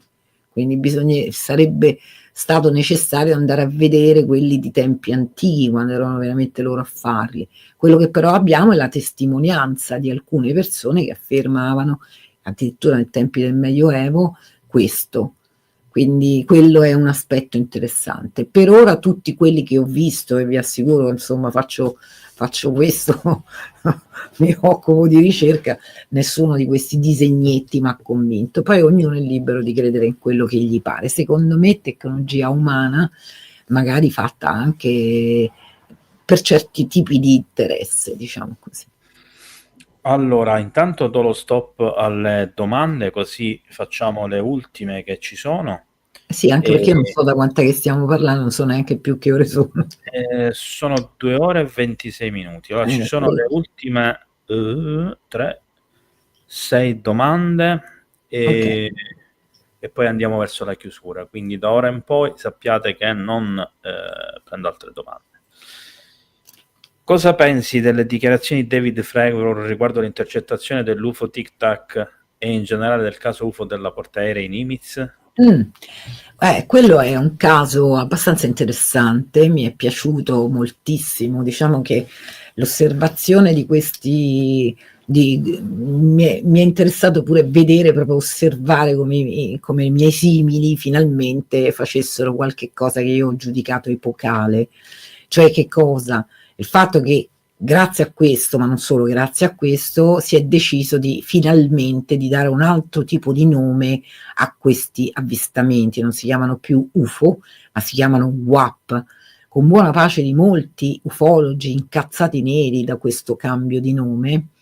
Purtroppo per voi invece quello corretto è proprio WAP, perché come dicevo prima, come ho detto all'inizio, se uno è un vero ricercatore deve avere il dubbio e non può dare per scontato che quello che va vedendo è un fenomeno ufologico, quindi per forza ascrivibile agli alieni. Chiaro? Quindi averli chiamati WAP è la svolta più epocale che si poteva fare nel campo ufologico in questi ultimi 100 anni. Quindi dal mio punto di vista abbiamo fatto veramente, no? Bingo. Ecco, già questa è una cosa importante. Cioè che cosa abbiamo deciso? Abbiamo deciso di chiamarli WAP e in conseguenza decidere di studiarli per trovare senza il minimo dubbio, no? Per avere una prova che possa in qualche modo fornirci quel senza il minimo dubbio. Dal mio punto di vista l'ufologia, l'unica vera speranza di trovare, no, quella pistola fumante non può derivare dalle persone come me. Cioè io quello che posso fare è raccontare delle cose e nessuno potrà mai sapere, a meno che un alieno non si palesa, se quello è veramente fatto in quel modo piuttosto che un altro, se la base è quella piuttosto che l'altra, no? Mentre l'avvistamento, siccome questi oggetti loro ci sono sul serio, lì a forza di studiare profondamente quel fenomeno, no? Senza dare per scontato che sia alieno, ma facendolo veramente con criteri scientifici, c'è una possibilità, per cui sono veramente molto interessata alla vicenda, la sto seguendo e ringrazio anche Massimo Cirami che ogni tanto viene sul mio canale a dare qualche novità. Quindi la sto seguendo non dando per scontato che siano per forza oggetti alieni, aspettiamo che finiscano di fare i rilievi del caso e poi decideremo che cosa pensarne. Che tipo di ricerche pensi che debbano essere fatte per approfondire il fenomeno? Intanto bisogna che tu mi specifichi che cosa intendi, tu come persona o in generale, perché sono due aspetti diversi. Tu come persona quello che posso suggerirti è di innanzitutto partire dal tuo strumento, no? Il tuo strumento è la mente. Penso che sia riferito a quando tu hai detto, hai fatto un'affermazione precisa. Aspetta un secondo, fammi riepilogare mentalmente. Quando ti è stato chiesto se sono mai state fatte ricerche serie. Sì, infatti adesso ci arrivavo. Quindi intanto bisogna che l'essere umano che decide di studiare, che sia la persona singola o meno, deve, secondo me, assicurarsi che lo strumento che gli permette di ragionare funzioni correttamente, quindi intanto quello è fondamentale, no? Che sia in grado realmente di utilizzare la logica e che sia in grado di sfruttare appieno la propria intelligenza. Quindi questa cosa non è possibile farla da soli, bisogna che ci siano più persone che si fanno le pulci l'un con l'altro e che permettano di tarare questo strumento. Dopodiché bisogna che questi studi vengano fatti da persone che abbiano delle conoscenze in vari settori. Non c'è un settore della conoscenza umana che può essere lasciato fuori, perché bisogna che ci siano degli scienziati che siano in grado di studiare dal DNA al cervello di un addotto, bisogna che ci siano scienziati che siano in grado di studiare dall'inizio alla fine, quindi dal filmato al tipo di propulsione che potrebbe essere stato immortalato in un video. Quindi sono sempre solo studi multidisciplinari.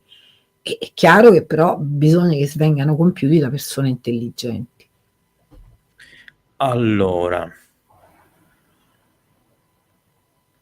domanda, loro come si identificano? Dice Goku. Che tra di loro, tra di loro. Non so che cosa intendi per identificare. Forse non gli alieni, gli osservatori, penso. Ma non ne hanno bisogno, perché si devono, cioè secondo me si debbono identificare, li riesco a capire io chi sono. Non hanno bisogno, è un tipo di energia, tu ti manifesti, tu nel tuo vivere quotidiano, no? Scambi pacchetto dati di informazioni con il resto del mondo e con i tuoi simili, sono pacchetti di energia. Ecco, è chiaro che se tu sei un essere umano emetti determinate pacchetti di energia, se tu non lo sei ne emetti altri.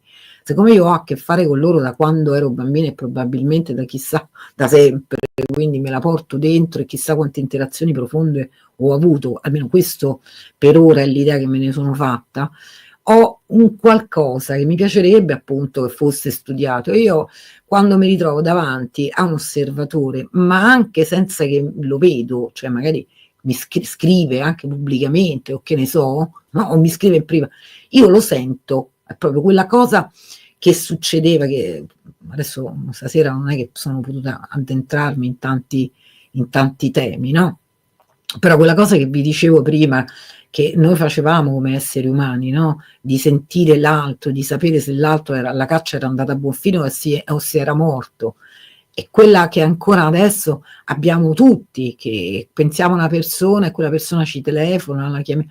Ecco, questa cosa avviene perché in quel momento noi scambiamo pacchetti dati, ci arriva l'informazione, siamo tutti collegati in wifi, come se ci fossero dei campi morfogenetici che ci avvolgono e ci legano l'un con l'altro. Per ora questi studi sono stati sono iniziati, però poi se ne è appropriata la New Age e tutto il resto, e quindi è venuto fuori, no, le peggio credenze dell'essere umano. Però prima o poi la scienza sceglierà di rimettere insieme l'energia e la materia, quindi di sciogliere quel patto scellerato che è stato fatto molto molto tempo fa tra la Chiesa e la scienza. Quindi la Chiesa ha deciso di studiare ciò che non era corpo, ciò che non era materia, e la scienza studia la materia. Quando questa cosa diventerà una lo capiremo meglio. Per cui questi pacchetti dati noi ce li continuiamo a scambiare, se li scambiano anche loro, se li scambia qualsiasi cosa che è vivo, qualsiasi cosa.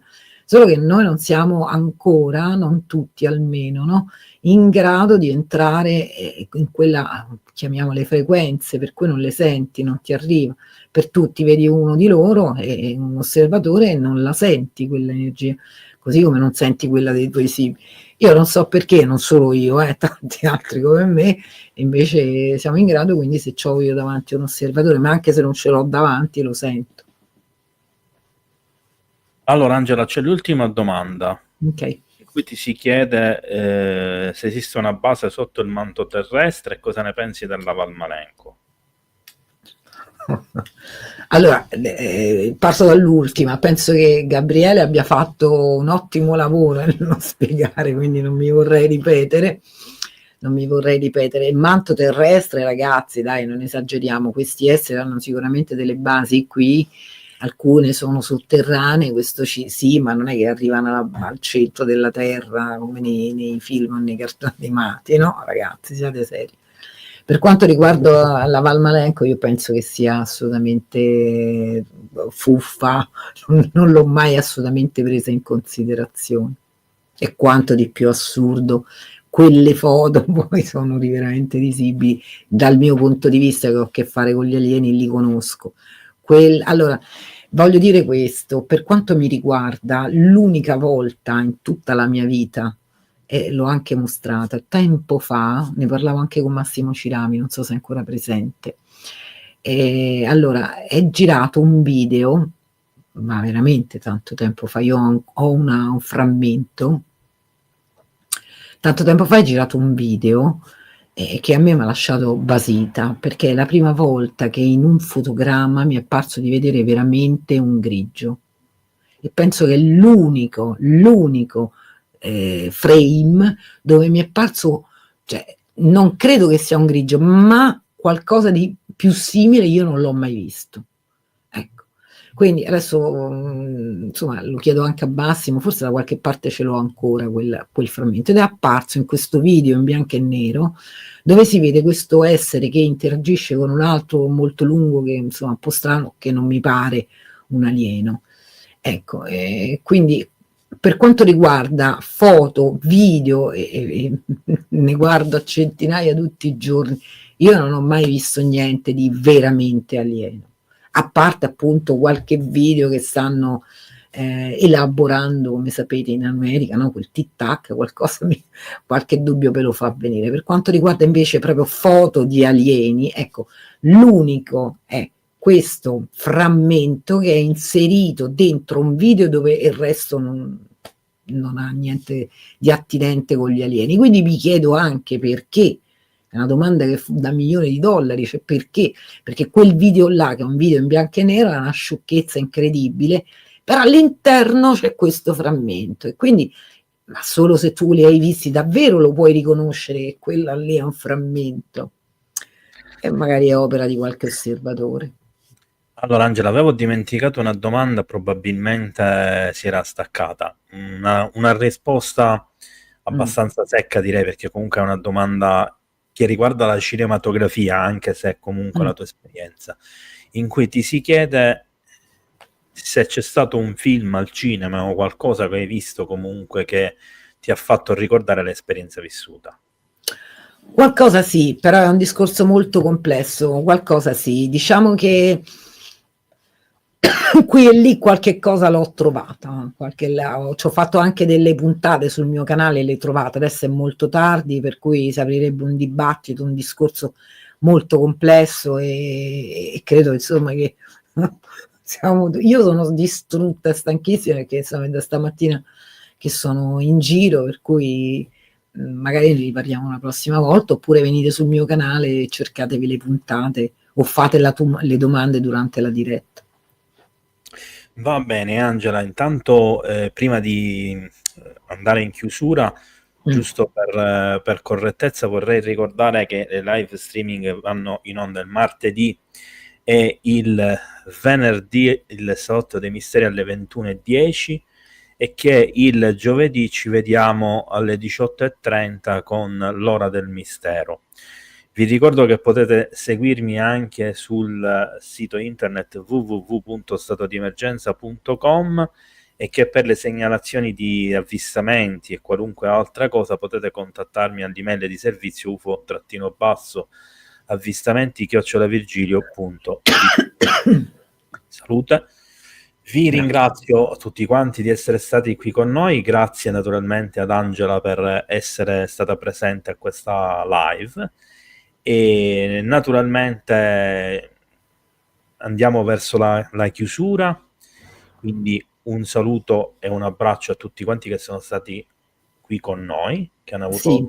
Io volevo, se mi permetti, far vedere questi miei 2 libri. Sì, scusa, hai ragione. No, ne stanno per uscire altri 2, non so bene quando. Comunque c'è questo primo libro che è Alieni Umani, lo trovate su Amazon, oppure mi scrivete in privato. Ci sono i link in bio. Come? Ci sono i link in bio nel video. Ok, ecco. E poi c'è questo è diciamo è l'inizio parte biografico, quindi questo è un saggio dove racconto la mia esperienza, parte della mia esperienza, inizio a raccontare parte della mia esperienza e diciamo alcune cose che mi è parso di comprendere. E questo invece è Mondo del Tramonto ed è invece un romanzo, perché a un certo punto ho deciso di raccontare alcune cose un po' più misteriche sotto forma di romanzo. Poi sarà al lettore capire quali parti sono insomma no, vere e quali invece di fantasia. Quello che posso dire è che in questo libro ho descritto molta tecnologia che io conosco davvero, ho descritto la loro società, quell'anarchia intelligente. Ecco, se uno vuol capire, provare a capire come ragionano questi esseri, io l'ho nascosto in questo libro, che si chiama Mondo del Tramonto. Adesso penso che il prossimo anno ne farò uscire altri 2, mi sono presa molto tempo, ma perché sto facendo delle ricerche. E poi volevo anche dire che se volete faccio l'unica conferenza dal vivo di quest'anno, sarà a Cremona il 23 di novembre, Quindi se volete venire a conoscermi, venite in quel di Cremona. Se andate, appunto, io non c'ho un sito, però se andate sul mio canale che si chiama come me, Angela Stella La Rosa, il canale YouTube, nella sezione community trovate anche tutte le informazioni. Gabriele, io non so come ringraziarti, mi hai fatto stare molto a mio agio, ringrazio tantissimo la tua community, ha fatto veramente domande, no? Non è scontato che accada, che No, facciano no. delle domande interessanti, complesse, quindi mi è piaciuto veramente molto, molto, complimenti. Grazie a te, grazie naturalmente a tutti coloro che si sono prestati anche a fare domande interessanti, appunto. E per me è un vanto questo, perché la mia è una community attiva e Sì, diciamo molto positiva, ecco, sì, propositiva eccetera. Grazie ancora, ti auguro una buona serata, anzi grazie a buonanotte, te. perché praticamente siamo Notte, prossimi a mezzanotte. esatto, notte Buonanotte sogni limpidi. anche a te. Buonanotte a tutti. Ciao, Ciao, ci vediamo alla prossima. ciao.